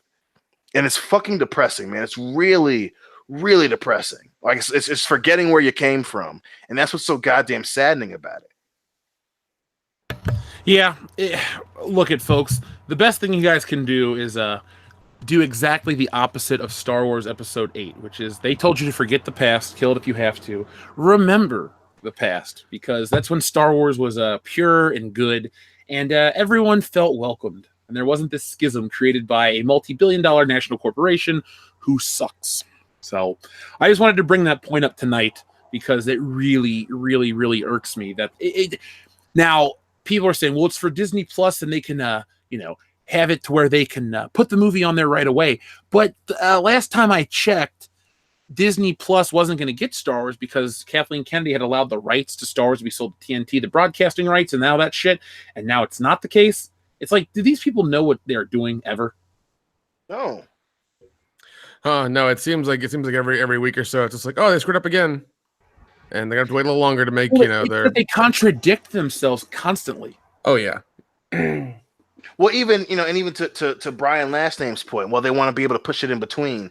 You don't have to name everything episode this, episode that. You know, if anything, that's the one silver lining that came out of shit like Solo was that you don't have to have Star Wars Episode 4.5 or Star Wars Episode 3.5 Solo. You don't have to have like, you can still have the main films. You know, obviously, I don't want to do it, but you can still have the main be episode this, episode that. It tells you where they happen chronologically. You don't have to fill in the gaps with episode numbers or subtitles. It can just, the middle things can be their own thing. You know, you don't have to change things to accommodate shit that may or may not happen. The only thing that's for sure is the feature films. You know, and that's what differentiates them from the shit in the middle. It differentiates them from the books. It differentiates them from upcoming TV projects. It differentiates them from shit that failed and isn't going to happen, i.e., Ryan Johnstein's bullshit. Like that's the names were cool, and it really brings you into the story. So it's episode this. Oh, it's another chapter in this story, and you know, going back and changing that is just, you know, it's damaging your own brand for no reason. Yeah. Thanks, Disney. That's all I can say. Yeah, bastards. So, do you want to talk about something that's even more infuriating than the little hiccup that is the Disney Star Wars naming fiasco? Oh, why the hell not? Yeah, let's go for it. Let's end this show by burning everything down that we hold sacred. Yeah. So, show of hands by everyone in the chat. Who likes James Bond? Oh, I do. You know what, Kendo? Me too. Because those are the two words I would never associate with James Bond, but now that is the fucking case, apparently. Yeah, I saw that the other day on the way home from Chicago, and I wanted to crash my car. Yeah, but I didn't. I'm glad you didn't, because Daniel Craig's punk ass isn't going to buy you a new one. No. Neither L337. Oh, well, she's trash. I don't know how she keeps getting work. Anyway, though, this news comes from the Daily Mail. I've seen this on multiple websites, and if you ever wanted me to skip a James Bond movie in theaters, well, this is how you fucking do it. Yep. A Me Too makeover for James Bond. Fleabag star Phoebe Waller-Bridge is drafted in by producers to meet Daniel Craig and work on a new film script. Before I go into this, Dion, tell me how, in any alternate reality, this is a good idea. Do I have a week to do this homework assignment, or I gotta do this shit like spoiler alert, it's not possible. This is the dumbest. Thank God. Okay, look, real world, these movies are fantasy. These movies are the male fantasy. These movies are a certain genre. They're a certain thing. We've seen with Star Wars, we've seen with Captain Marvel, when you try to infuse, I'm going to call them fringe politics, because not everybody that goes to see these movies believes and buys into this shit. You know, everybody buys into the brand. They love James Bond. They love the action, the women, the excitement, all that stuff. What they don't want to do is be beaten over the head by politics. And that's one thing that Albert R. Broccoli did, was they kept it in the Cold War, but they didn't get overtly political. They didn't make James Bond movies as political as other things. And they kept them alive for, what are we on, year 57 at this point. James Bond is what? 1962. Yeah. But his ditz of a daughter producer and her stupid stepbrother, Michael G. Wilson, the other producer, over the last couple of years have turned James Bond into a joke. People want to say, well, James Bond was turned into a joke in the 1980s. Yeah, I agree. But then he was revived in the 90s, and they brought back that Bond, I don't want to say swagger because that's not right, but they brought the James Bond brand back in full style. And ever since Daniel Craig took over, they're always chasing after whatever else is popular, and they're just a few years too late. So Casino Royale works, but Quantum of Solace wants to be the Bourne Identity, and it does not work.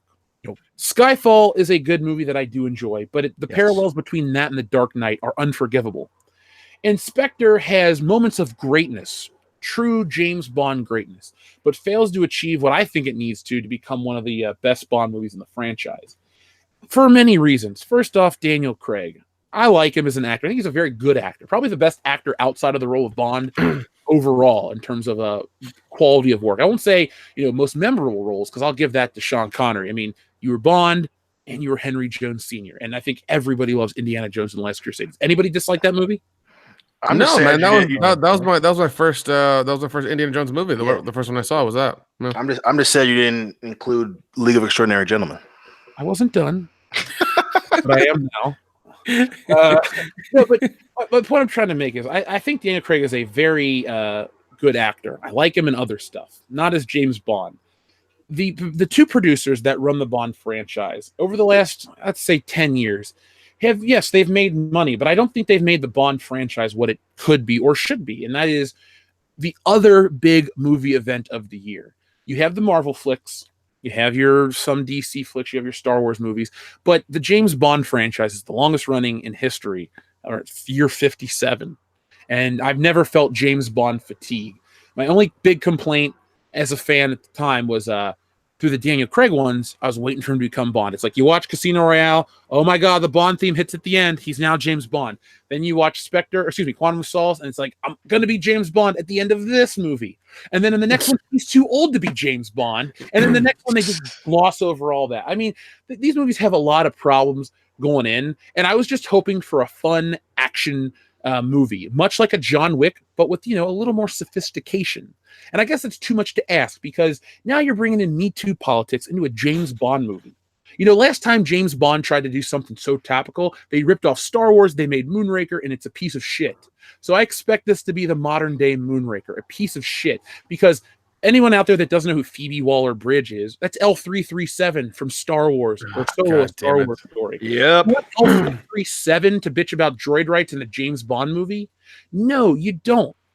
You don't need James Bond movies to be dour and depressing, and they're really not that serious if you break them down. Look at Dr. No. Connery's cracking jokes every couple minutes. Yep. And anybody who takes them serious, anybody who thinks that the point need to be taken seriously is a fucking retard, because it's basically a British spy going around with gadgets trying to save the world all the time. Like it's just a fun romp. It's supposed to be a fun movie. That's it.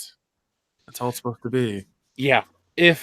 Look, this woman, from what I've seen of her work, and that's how you can judge actors and writers and so forth, she sucks. Not a fan of what I've seen. I've seen that Fleabag trailer about 20 times on Amazon. Yeah, I don't watch it. She's been writing or written Killing Eve and another TV show called Crashing, and then another TV show called Drifters. So they all did so well, didn't they? Look, I wish her the best of luck in her future endeavors. Stay the fuck away from James Bond. I mean, there are so many other creators out there that could be making James Bond films. One, they could be making them more frequently. And two, they could keep them free of this garbage that infects every other part of entertainment. Look, if everyone was okay with all this shit, there wouldn't be channels like this. There wouldn't be a fandom menace. But the thing is, the people are fed up with this crap, but these companies keep pushing this. It's like, get over it, okay? These fucking weirdos in Hollywood don't represent us. I'm not saying we need to be represented by I need a James Bond that looks like me. No, I would not want that at all. Andre the Giant would not be a good James Bond. No. What I mean by that, though, is I want entertainment that crosses boundaries, international boundaries, age boundaries, every kind of boundary. Like, everyone can sit down and watch certain movies and they fucking enjoy it. We'll just use Star Wars again because our channel is built on that. Everybody can sit down and watch that first movie in Empire Strikes Back and Return of the Jedi and go, there is something in there for me. But to be beaten over the head by James Bond, which is so different from what James Bond actually is about, it's off-putting. And my interest, again, in something that I used to fucking love just continues to drop. It's like, there's some evil force out in the universe says, you see this guy right there on YouTube? Let's fuck with everything he likes. And I go, okay, well, I'm going to talk shit and monetize it, and then we're going to, embarrass you, and the people are going to take you down, and you're going to have to go right back. So stop messing with the tried and true things. We want that classic 007. Not this Me Too infused garbage. Yeah.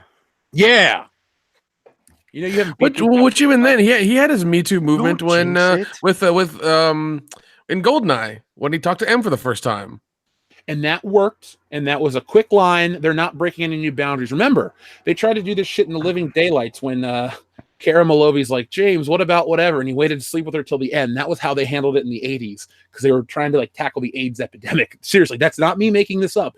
Go back and watch the documentary on The Living Daylights. It's on the Blu-ray and the DVDs. And you'll hear that's how they try to handle the safe sex thing and all this stuff. So they've tried before, but then they go right back to it because, with M's thing in Goldeneye, they talk about, I think you're a sexist, misogynist dinosaur, a relic of the Cold War. And she's like, I have no compunction to send a man out to die. Then she goes, come back alive. And by the third movie, The World Is Not Enough, James Bond is saving her ass and doing all this stuff. And they let the hero be the hero. He doesn't even feel bad that he's a white dude that's the hero. Look, folks, there are a million. Wait. James Bond is white? What the fuck? And what? Always be a man, a white dude, dark hair. I'm not sold on Daniel Craig's looks either, but that's a topic for another day. So do you guys have anything else you want to say about this Me Too Bond before I move back to our listeners? Because I feel like we've neglected them for long enough. Listen, there's nothing wrong with trying to be to topical, but again, movies are not where you fucking cut speeches. Nope. And you brought up a good point with the AIDS thing. You brought up a good point with in Living Daylights, and the same thing with the GoldenEye. Other movies have social commentary as well, but they don't make that the crux of the entire fucking story. I love The Dark Knight, and one of the great little subplots or social commentary was surveillance. And it's just a 2-second thing at the end of the movie. I don't want to be here if this thing is still here. Well, when it's done, fucking type in your name. That was it. At the end of the movie, types in his name and it's fucking destroyed.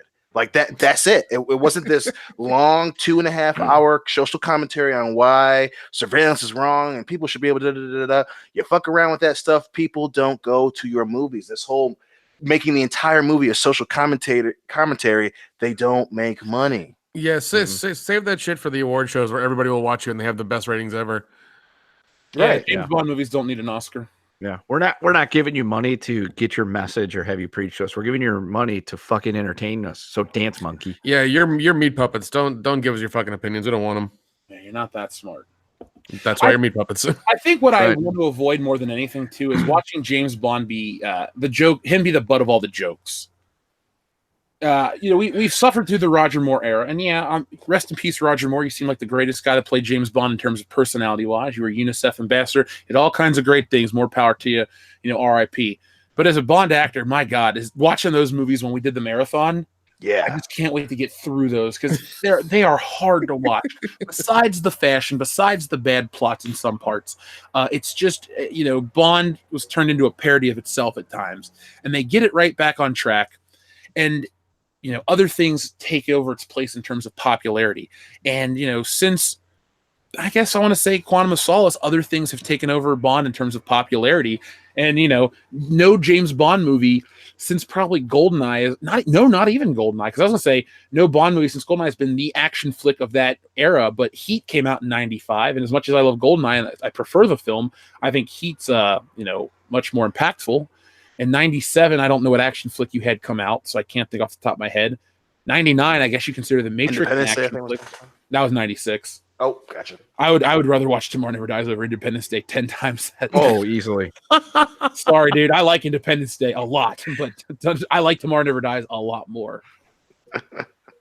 Look, I just want to get off 007. I'm sorry. I can't get into that one because that's the one I hold near and dear to my heart. Fucking depressing. It is depressing. Marvel, this and that, but James Bond, it's always been like it's popular when the movie comes out and then it goes right back away. And I've always been into it. Games, little bit of action figures that they release, all that shit. Dude, but you buy everything and anything with those 3 numbers on it all the time. So I will go to the store and I'll say, oh my God, a Hot Wheel. I bought every Aston Martin they had. I just do it. Yeah, it's only $12, but still, it's 12 Hot Wheels. Do I need 12 Aston Martin Hot Wheels? Yes. Yes, you do. I just want one real one, and then I'm done. That's all I okay, so back to our listeners. Thank you, Samuel Aragon. Captain Marvel was helping herself to green sausage. Ew. I wish. Can a scroll shapeshift that too? Sure. I'd assume so. TLJ Screwjob has a topical super chat. Favorite Bond quote plus best fight scene? Only heard one besides Bond, James Bond is for England James. No, for me. So I'll go with that. I think that's one of my favorite quotes as well. I think mine is. I think you got the point. that I think that's what. Oh my God, that might be. That's my favorite one for sure. You're a Thunderball aficionado. I love that. I love shit out of that one. That's my favorite Bond one. Thunderball has some of the best action sequences of that decade and the best looking Bond women of any decade. Yes. Thunderball's got it going on. It's a little long on the underwater fight scene, but still gets a thumbs up from me. No more foreplay.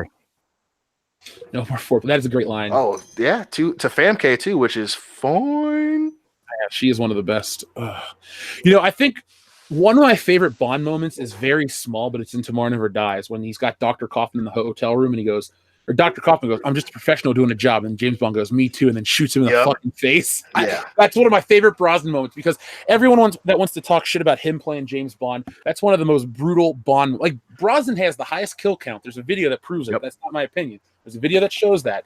And he has some of the more brutal kills. I mean, he had Dalton threw Benicio del Toro into the cocaine grinder and burned up Robert Davi. But I mean, Brosnan did some equally dirty shit across every one of his movies. He took Elliot Carver and fed him into that grinder drill that was used to cut hulls of ships. Yeah, he fucking killed Renard with that fucking fuel rod. He impaled him. Oh shit! Yeah. That's true. Dude, one of the gnarliest kills was in Die Another Day when he dropped that chandelier on Rick Yoon. And he And then he threw what's his name threw him into a fucking turbine for the plane. Yeah, Gustav. That movie's terrible, by the way, but yeah, Gustav Graves. Gustav Graves. So now time to face gravity. Yeah. Oh, God damn. Please don't say that. That movie is bad. It's bad, but it's really it's still a Bond movie, and it's like as much as you know it's bad, you're like, fuck, I gotta watch it. Shit. It does have a few redeeming qualities, but it's still a bad movie. The first half is pretty damn good. Yeah. Once he gets to Iceland, is he in Iceland or Greenland? Greenland, because Iceland is green and Greenland is ice. All right, when he gets to Greenland, that is when, for me, the movie takes a shit in the bed. So, yeah, you don't like CGI waves behind him while he's with a parachute? That is the most embarrassing Bond moment next to the Sam Smith theme song ever. Oh God. Oh, that's well. I mean, bad. I will. Yeah. Brosnan's probably goes Sean Connery and Brosnan for me. But I don't care how bad his movies are. I'll still watch them. I don't care how bad they are. They're still at least fun to watch. You know. It's only one bad Pierce Brosnan one though. Yeah. It's only one of them. It's not like fucking. Roger Moore, where it was a 50-50 toss-up, which if it was going to be good or bad. And even then, there's only 2 good Roger Moore ones. I'd say there's one great, and then, he did, 7 of them? So I'll say Live and Let Die is truly great. I absolutely love that movie. Yeah, 100%. The Golden Gun is shitty. Yeah. Why Who Love Me is good, but not as great as I think is Live and Let Die. Moonraker's shit. For Only is good. Octopussy is shit. A View to a Kill is pretty fun. Yeah. So it's every other one is decent. I'll give you that. That's not necessarily the best track record out there, folks. I'm saying. No. He's batting 500, boys. But to answer the second part of your question, TLJ Screwjob, best fight scene, I kind of want to say the fight scene between Trevelyan and Bond in the antenna cradle. That's brutal. That's personal. Yeah. I'm trying to think about other Bond fights. I mean, I like when he fights that man dressed as a woman in Thunderball and he snaps his neck with the fire poker. That's pretty awesome. Oh, shit. Yeah. Funny. That is funny. He holds him over his knee and cracks his neck. The best is that, they have an actual woman and then they swap him out right before he punches him in the face, which is still hilarious. But yeah. And then obviously the fight with Oddjob, just a big dude throwing James Bond around, is still pretty good. And then that's to me that's one of the best because Bond has to use his brain. Well, not only that, but like the tension of him knocking the head off the statue earlier in the movie, and you're like, "Fuck! Don't let him get the hat! Don't let him get the hat!" Like that. That's the perfect fight scene in the franchise where the tension is really high. It's not just them brawling it out, but the tension's really good. Dude, speaking of tension, to build off your point, there's no music, and it's just the sound of that bomb ticking down. That boom, boom, boom, and then you're like, oh my God, when's it going to go off? And then they fucking stop it at 007 seconds. Oh, yeah, dude. Yeah. That's cool as fuck. When he kills Yaphet Kotto with that fucking air thing. Oh, the shark bullet? Yeah. Oh, shit. That one-liner is so stupid, always makes but it me fits laugh. it perfectly. Yeah. We always knew he was full of hot air. I always laugh at that. And as much as the movie isn't great, even though I know it's bad, but I would like it for some reason. But the fight scene between him and that assassin in Quantum of Solace is still pretty good. Oh, when the guy bleeds out in the hotel room, and they throw each other through the fucking window. He stabs him in the leg and in the neck.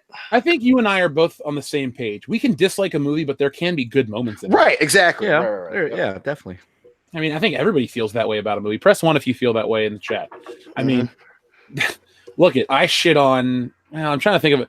Captain Marvel had a tribute to Stan Lee. That was awesome. Yes. Yeah. That was it. That was the only awesome. The one part. time she smiled was with Stan Lee. So I'll take a W, bitch. Yeah. TLJ Screwjob. I'm gonna go with the fight scene for Oddjob because I'm honestly in my mind running through every movie, every fight scene. And I can just skip the Roger Moore era because he doesn't fight. No, he doesn't. He does the chop really well though.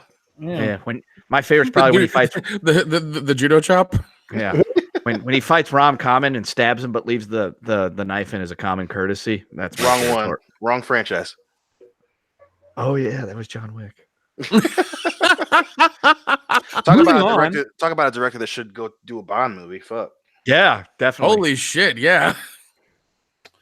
And then he brings in Keanu Reeves to be a bad guy. Jesus, that'd be fucking awesome. Take my money now. You would need a new James Bond though to play. That's true. That's true. I wouldn't want Henry that. Cavill's available. I would like Henry Cavill as Bond. I think you could actually, if you wanted to do, you don't need to reboot Bond. You could have a younger Bond come in. But what you should do is you should stack the cast with a great Bond villain, like a really great one, and you get yourself a good Bond girl, and basically you can help him be a strong James Bond, but also have an incredible cast. Because look at Brosnan. Pierce Brosnan's a fine actor. He's good. But I mean, you had Sean Bean, who's one of the best villains in Trevelyan. You have Famke Janssen, who is a cool, kick-ass female villain. Natalia's pretty good. Judi Dench is great. Samantha Cumming. Penny. Dude, Judi Dench was angry all the way through those movies, and she, I believed it. Yeah. I will say though, when she died in Skyfall, I applauded because I was fucking tired of her. Yeah, it was weird to carry on to the new ones. I was like, you should just killed her off in the first one, had her step down or something. Yeah, or just not had her at all. Yeah, done that too. Anyway, I digress. Raiders of the Lost Flick says, who was cringier, the Eric Butts Star Wars video, reaction video, or Mundane Matt Silver play button video? Asking for a friend.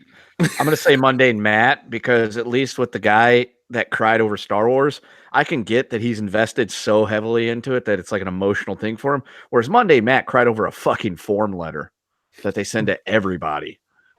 That's true. From what Jeremy told me, that Star Wars dude, this Eric what's-his-face, might be on the spectrum. Yeah, so I'm not gonna make fun of some dude that's just whatever. But I've never seen his video. I've seen pictures of it. I have no interest in watching. I don't watch reaction videos. They're a waste of time. No. Yeah, I remember seeing a clip. It was pretty bad. They're internet toilet paper. They're not. Yeah, it's internet toilet paper. That's pretty good. But yeah, it was. I gotta go with the Star Wars thing. It was just.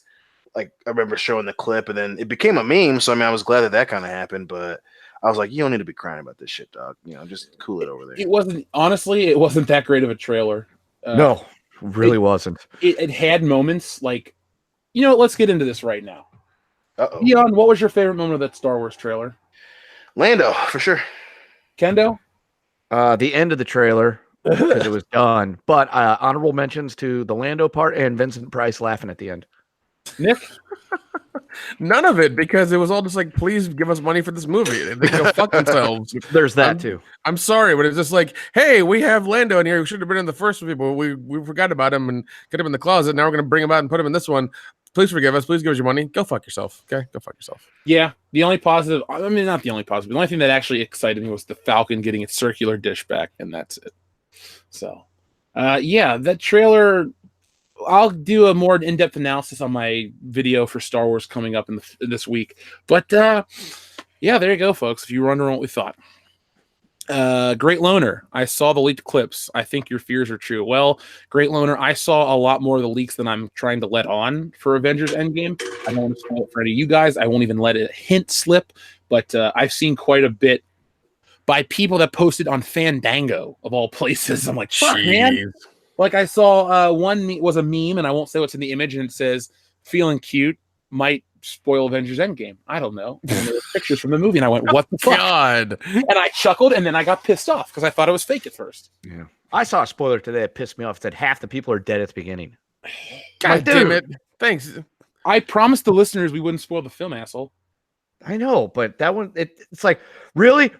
Half of them are all gone at the beginning of the movie. God damn it. Avenge the Fallen, Titus O'Neil.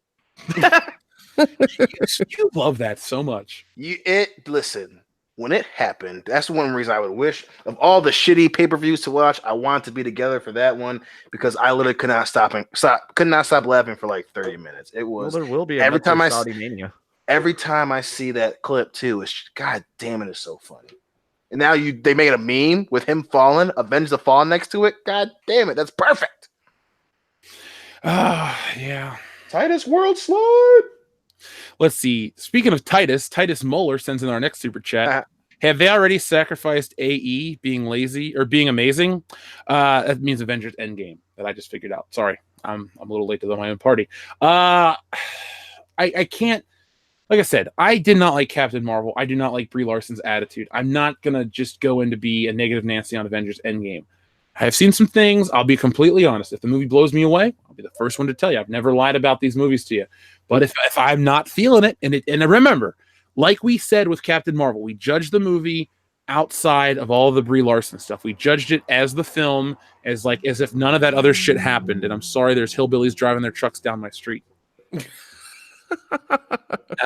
But yeah, Titus, I don't know if they've sacrificed it, but I don't know, man. I know it's going to make big bucks. I think it'll be the biggest movie ever made if it doesn't suck. If it's as good as if it's as good as Infinity War, this movie will be the biggest movie of all time. And Infinity War. Well, I mean, also here's the thing: it actually broke the internet when they put pre-sale tickets out. Not like when they said, pre-sale tickets for like Black Panther and Captain Marvel, we're crazy. These were actually crazy because they broke the goddamn internet. Yeah, that's how you can tell if something's popular, if you can't get it. All these fucking stupid websites like Forbes and Rotten Tomatoes bullshit reporting, oh, Captain Marvel's breaking records. Yet you go across the country and people are like, this theater wasn't even full.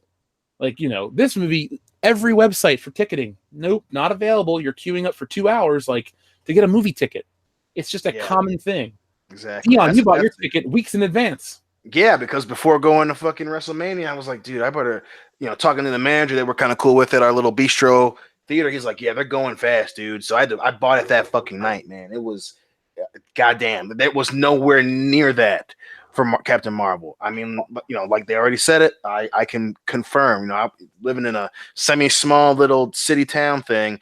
Even then, the theater was not fucking full. No one had any problem getting goddamn tickets. And again, there were no lines to Captain Marvel. And that has happened with every other one. I keep hearing that all the time from people, not just on the YouTube channel, but in person. People that don't even watch our shit. I've heard that from family members and stuff. Yep. I'm just saying, it's a common thing you keep hearing. I mean, it'll be interesting to know. Like I said, we're not putting any theories out there now. We're just going to follow the numbers when they come out. And if the numbers add up, boom, it's over and done with. But until then, I'm still not convinced. All I got to do is see proof, because I do not believe the fuckery that is going on with that movie. There was a reason why it was protected the way it was. Let's see. Grand Inquisitor says, I'll get assload coffee. Black Rifle coffee. I do need to get your goddamn. I didn't read that. I'm so sorry. You give me a birthday gift. It's been a rough couple of weeks for him. It has been. This year has gone by like you would not believe. Oh, dude, I was filling out some paperwork earlier today, and I had to put 4/18 down. I'm like, Jesus, when the hell did it become middle of April? Yeah, it's like hot outside, and I'm pissed off. Whoa, don't say that to the old guys. They'll bring snow back. Just cool it. Just fucking cool. They can bring snow back. I don't care. No, don't. Shut up for winter anyway.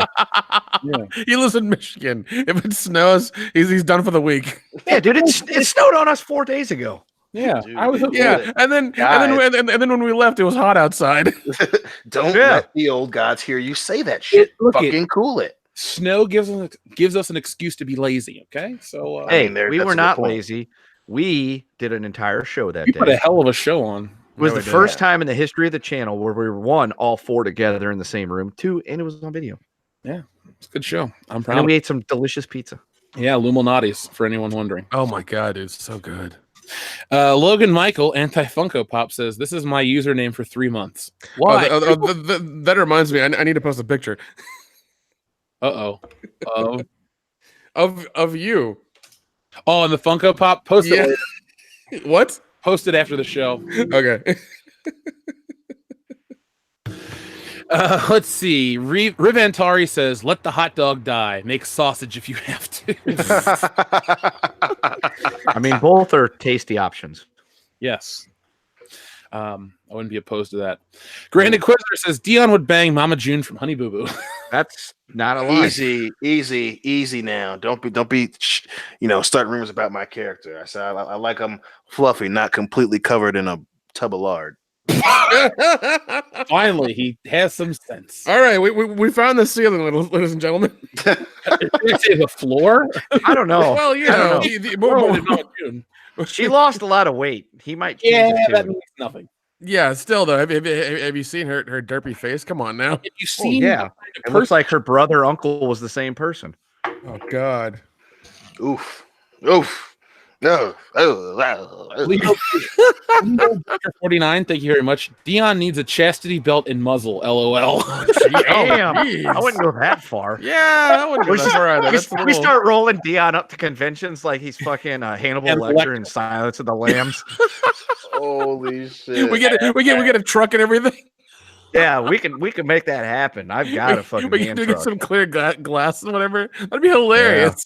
That's good. That's Dion fucking just good. has to sit there every time somebody walks by. He's got to be like, hey, don't stay Every too close time to a the white Dion. woman walks past me, does that? DMX. I mean, Yeah, you know, think for this is a white girl. game? Yeah, he'd be like, "Do you think this is a game?" Oh, fuck. I can smell you from here. Chastity belt and a fucking muzzle. That is good. That's a good one. Let's see. Cesare Japan says, did you see the Daily Mail article where a TV writer was helming the script duties for the next James Bond movie to bring him into the #MeToo era? Yes, That's Cesare what we Japan, talked we did about, just cover that. I don't even want to think about that. Thank you very much for the bad memories. Remember, she's only being hired to punch up the script per se, but Oh, she's gonna punch that script right in the dick. Yeah, and even then, her whatever she's changing or whatever has to be approved, and then probably not approved. They'll just let her go there because people in Hollywood are fucking idiots. Yeah, Right. I mean, Everybody's feelings, but they're the biggest pieces of shit in the world. no, man, that's exactly how it is. Because I've said it for forever. They can act like oh, Me Too movement, this, that, and the other, but you're the motherfuckers who started that shit. Yeah, You're you guys who are the closed- reason why. Yeah, it yeah. exists. They're the ones who closed the gate for every sort of minority to be part of the film industry and be represented. They're the ones who stopped that shit. Now now that this has all come to light, they want to be like, oh no, we're better people now. Like what? You're gonna flip over and all of a sudden you're better people now, and because you've done it for 18 months or 2 years, we should take your word for it. Go fuck yourself, okay? That's why it comes off as disingenuous, man, because they sure shouldn't have any problem with it when the checks fucking cleared. Oh, That was a exactly. moment of Yeah. wisdom from Nick. I just want to put that out there. Do what now? That was a moment of wisdom from you. That was awesome. Yeah. That was a great line by you. Those Oh, are thank few you, and far thank you. between, folks. That's a collector's item. Barreling down full speed. Yeah, right. every now and again, my brain cells will fire together enough to come up with a thought. So you know what happens. Are you still drunk, any of you? Because I might still be. No, I'm not. I have the giant cooler of liquor. I'm gonna take with me to Atlanta, and give it to my friends down there.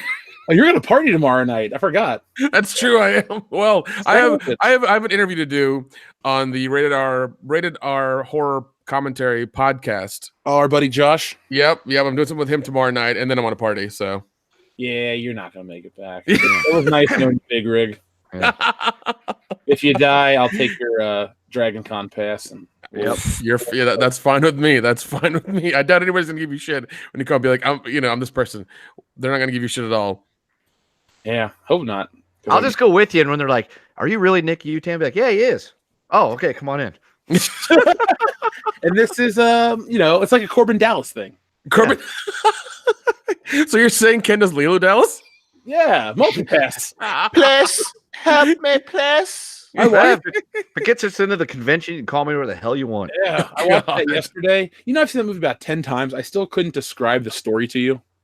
Dude, I love that movie. Ever since I watched it the first time I watched it, I think it was in. Yeah, I've loved the movie all the time, man. I have the special edition Blu-ray of it. I fucking love it. Dion, I'm glad you actually understood what I just said.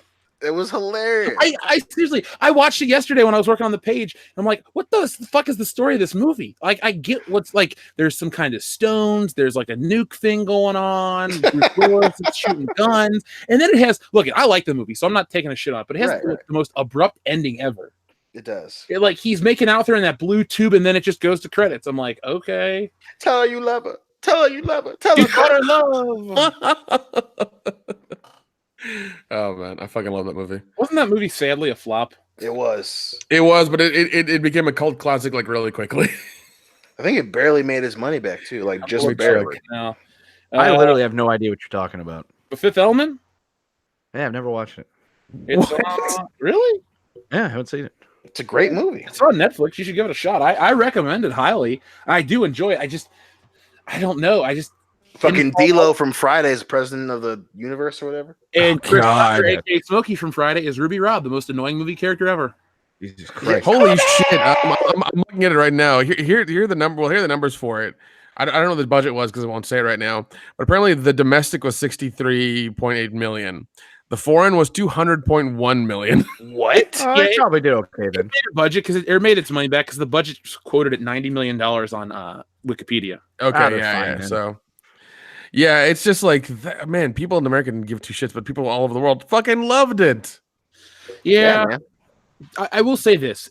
Looking back at The Fifth Element reminds me how far we've come from like blockbuster movies in a good way. Right. Because like I remember the hype for a lot of these movies, and then they kind of sucked. I'm not saying The Fifth Element sucked, but like Godzilla sucked. Okay, Godzilla. Really Yeah, well, yeah, there was like you can kind of tell these days because they put too much hype into it.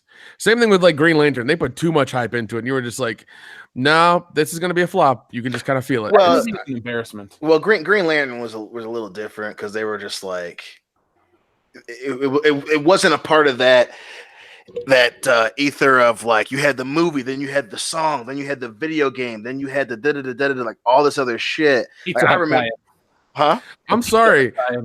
Yeah. I'm sorry, but when like for Green Lantern, their promotion is Subway's got avocado in their sandwiches.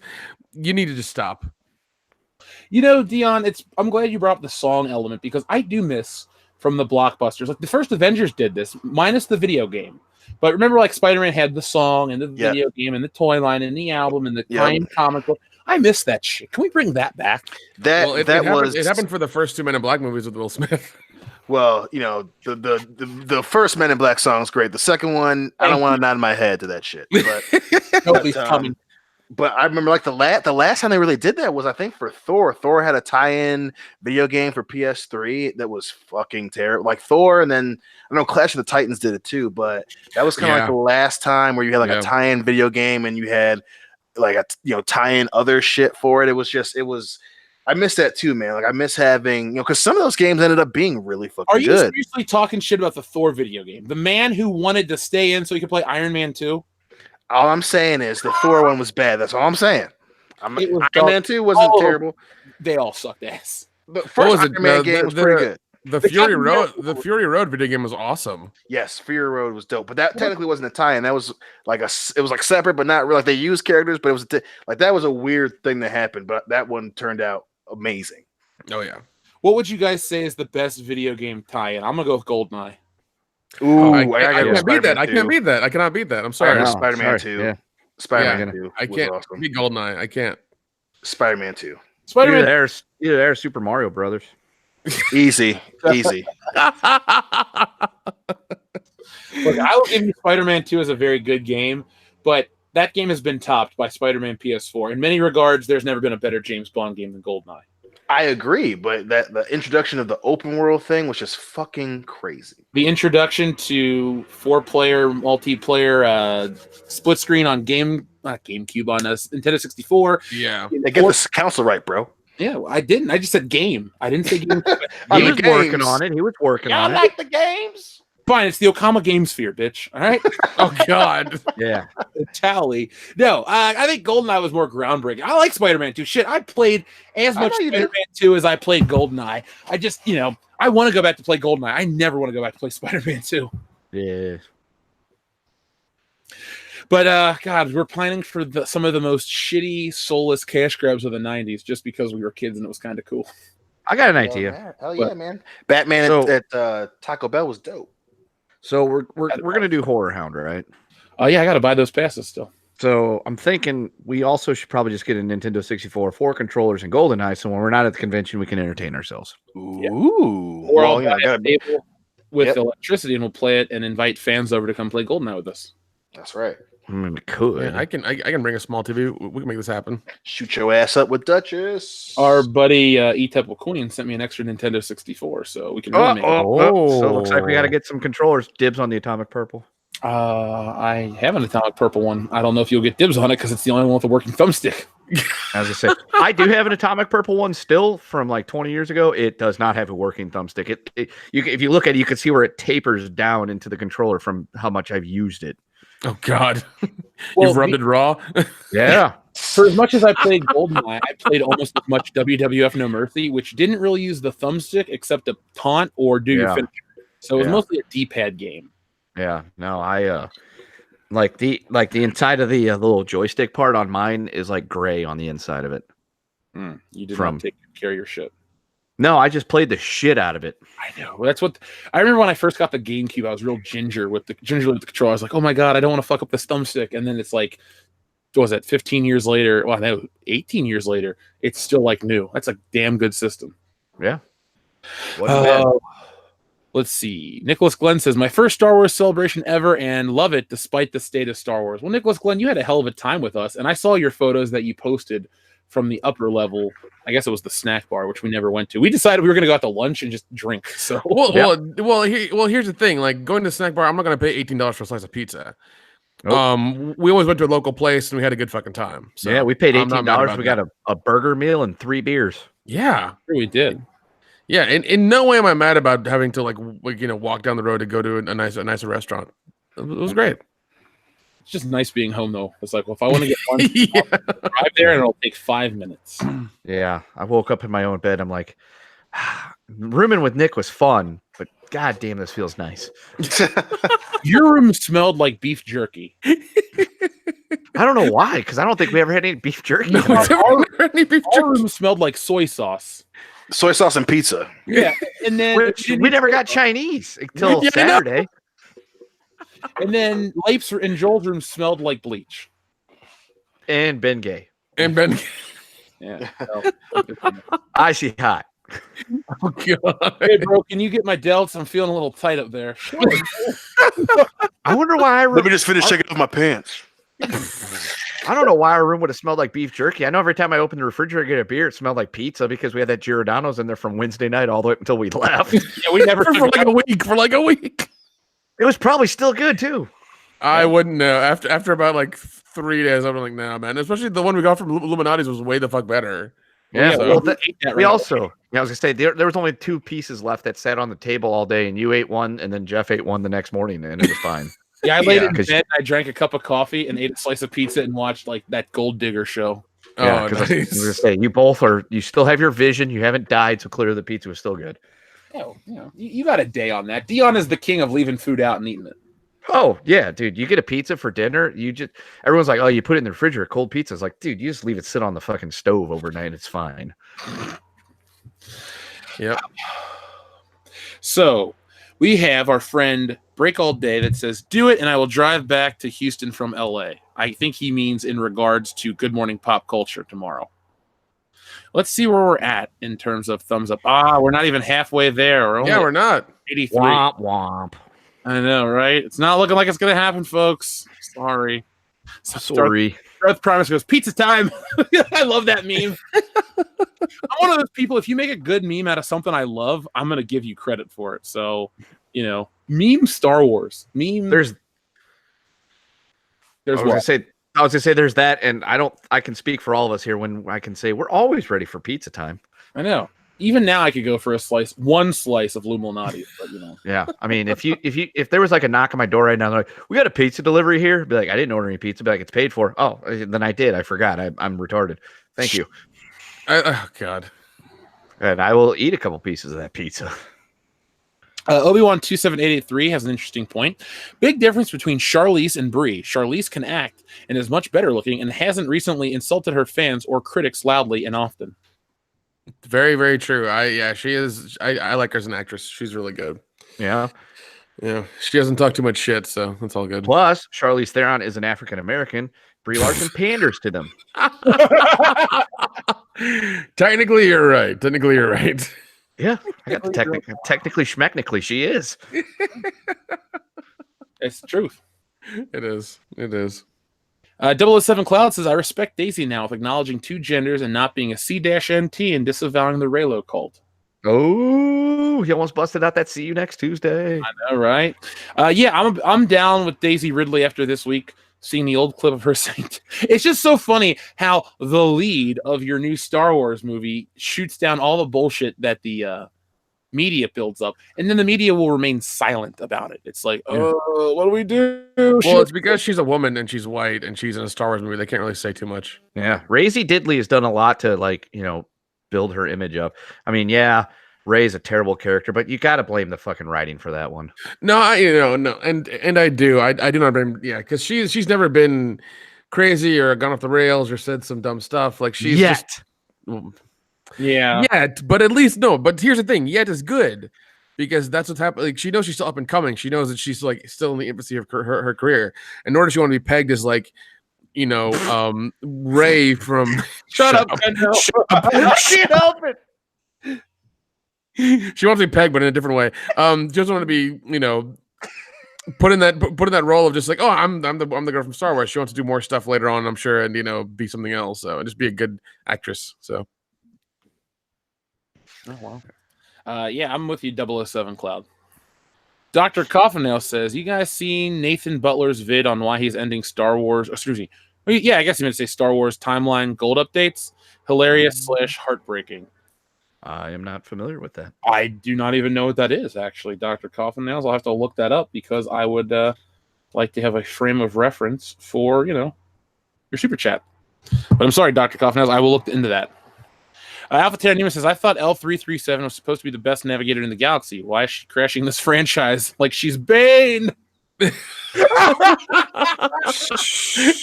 guess she was born in the darkness. Yeah, I was born in it, molded by it. By the way, Alpha Terranima, that clap is for you. That was the fucking perfect super chat right there. God. Oh my God. Cesaria Japan says, so in other words, it's exactly what we're told wouldn't happen. Hashtag MeToo being used to restrict men from consensual sex, even fictional men like James Bond.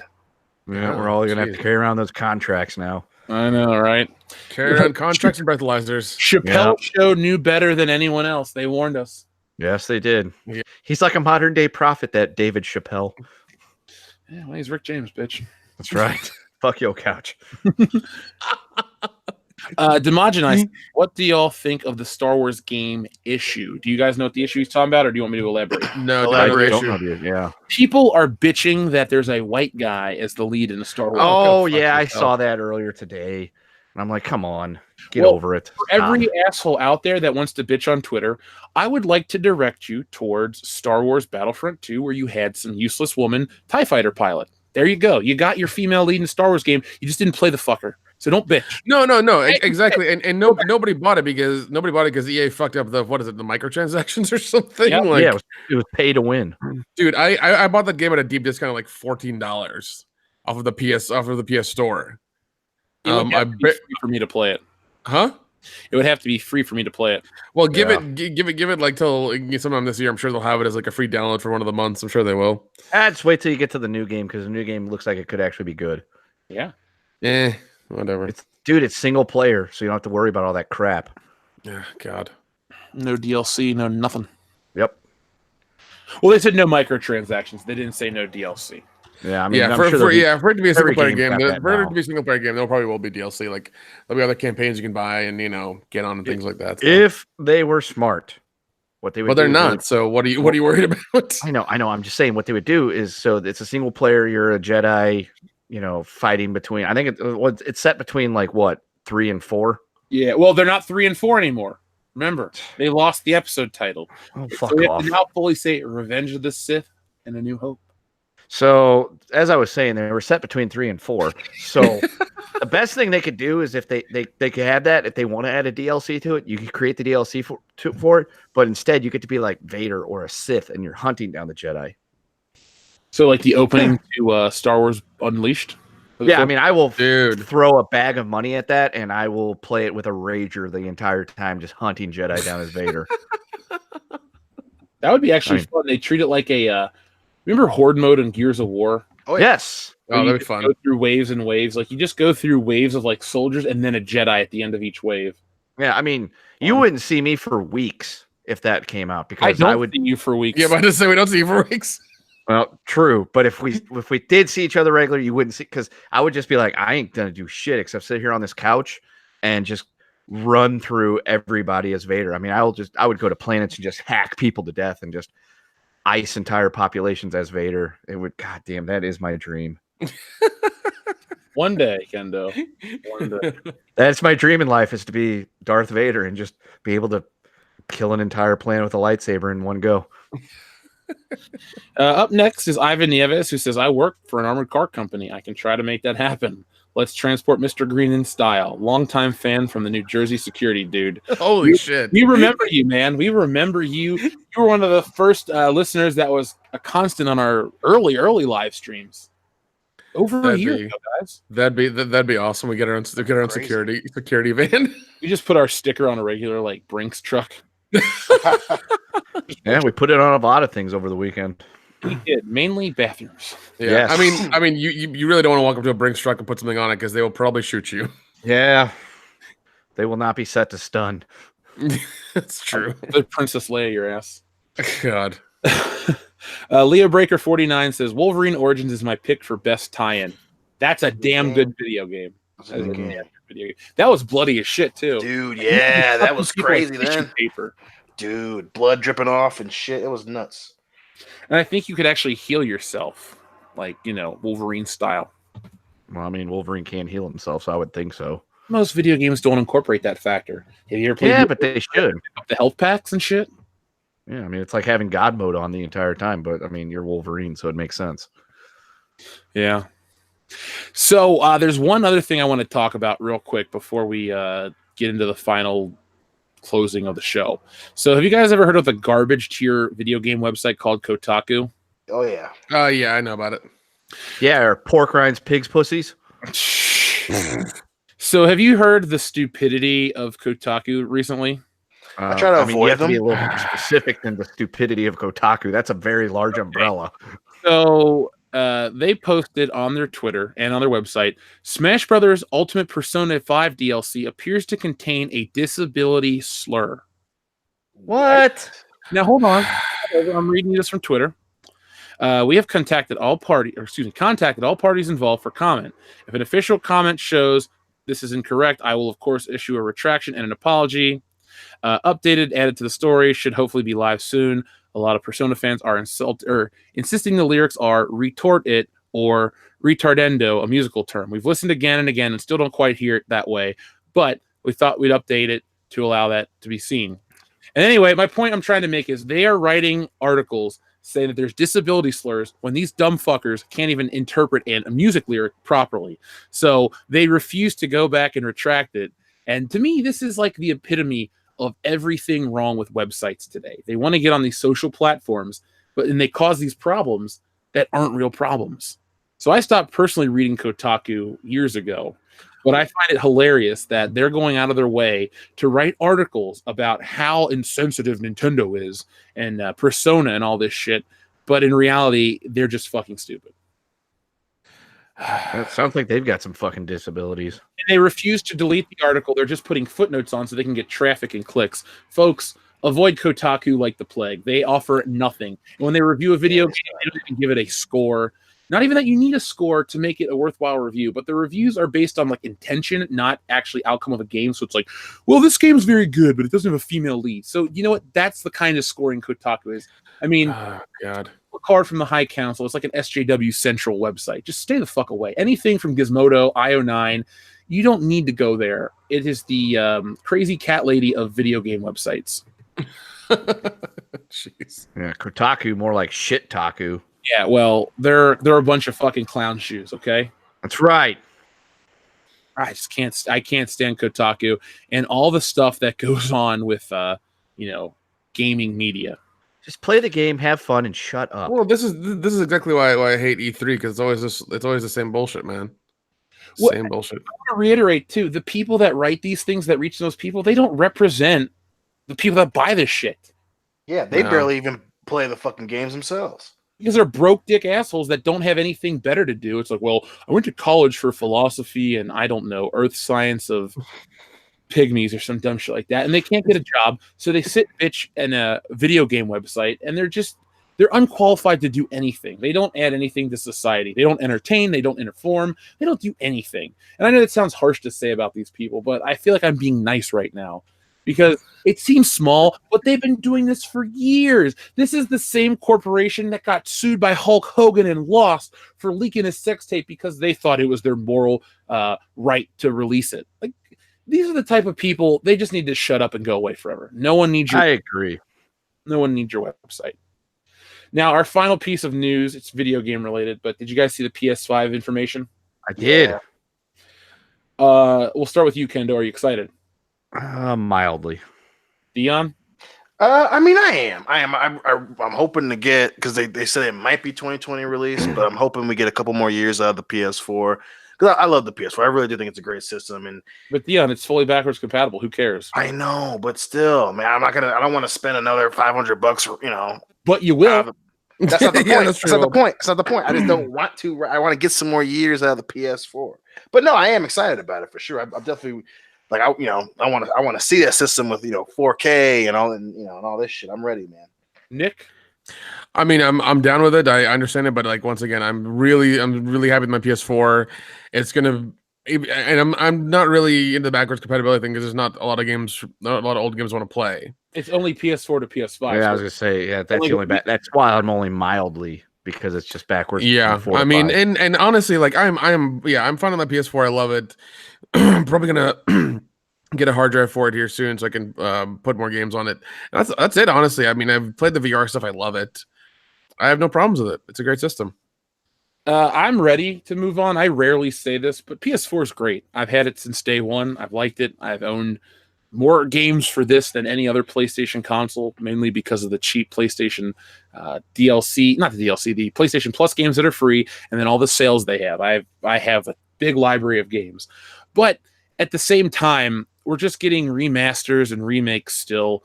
And if we have to wait for the next generation to get a new Grand Theft Auto and all that, so be it. But I think a 6-year, soon to be 7-year lifespan on the PS3 or PS4 is fine. I mean, let's see. The PS1 was 95 to 2000. This is US time. Then 2000 to 2006 for PS2.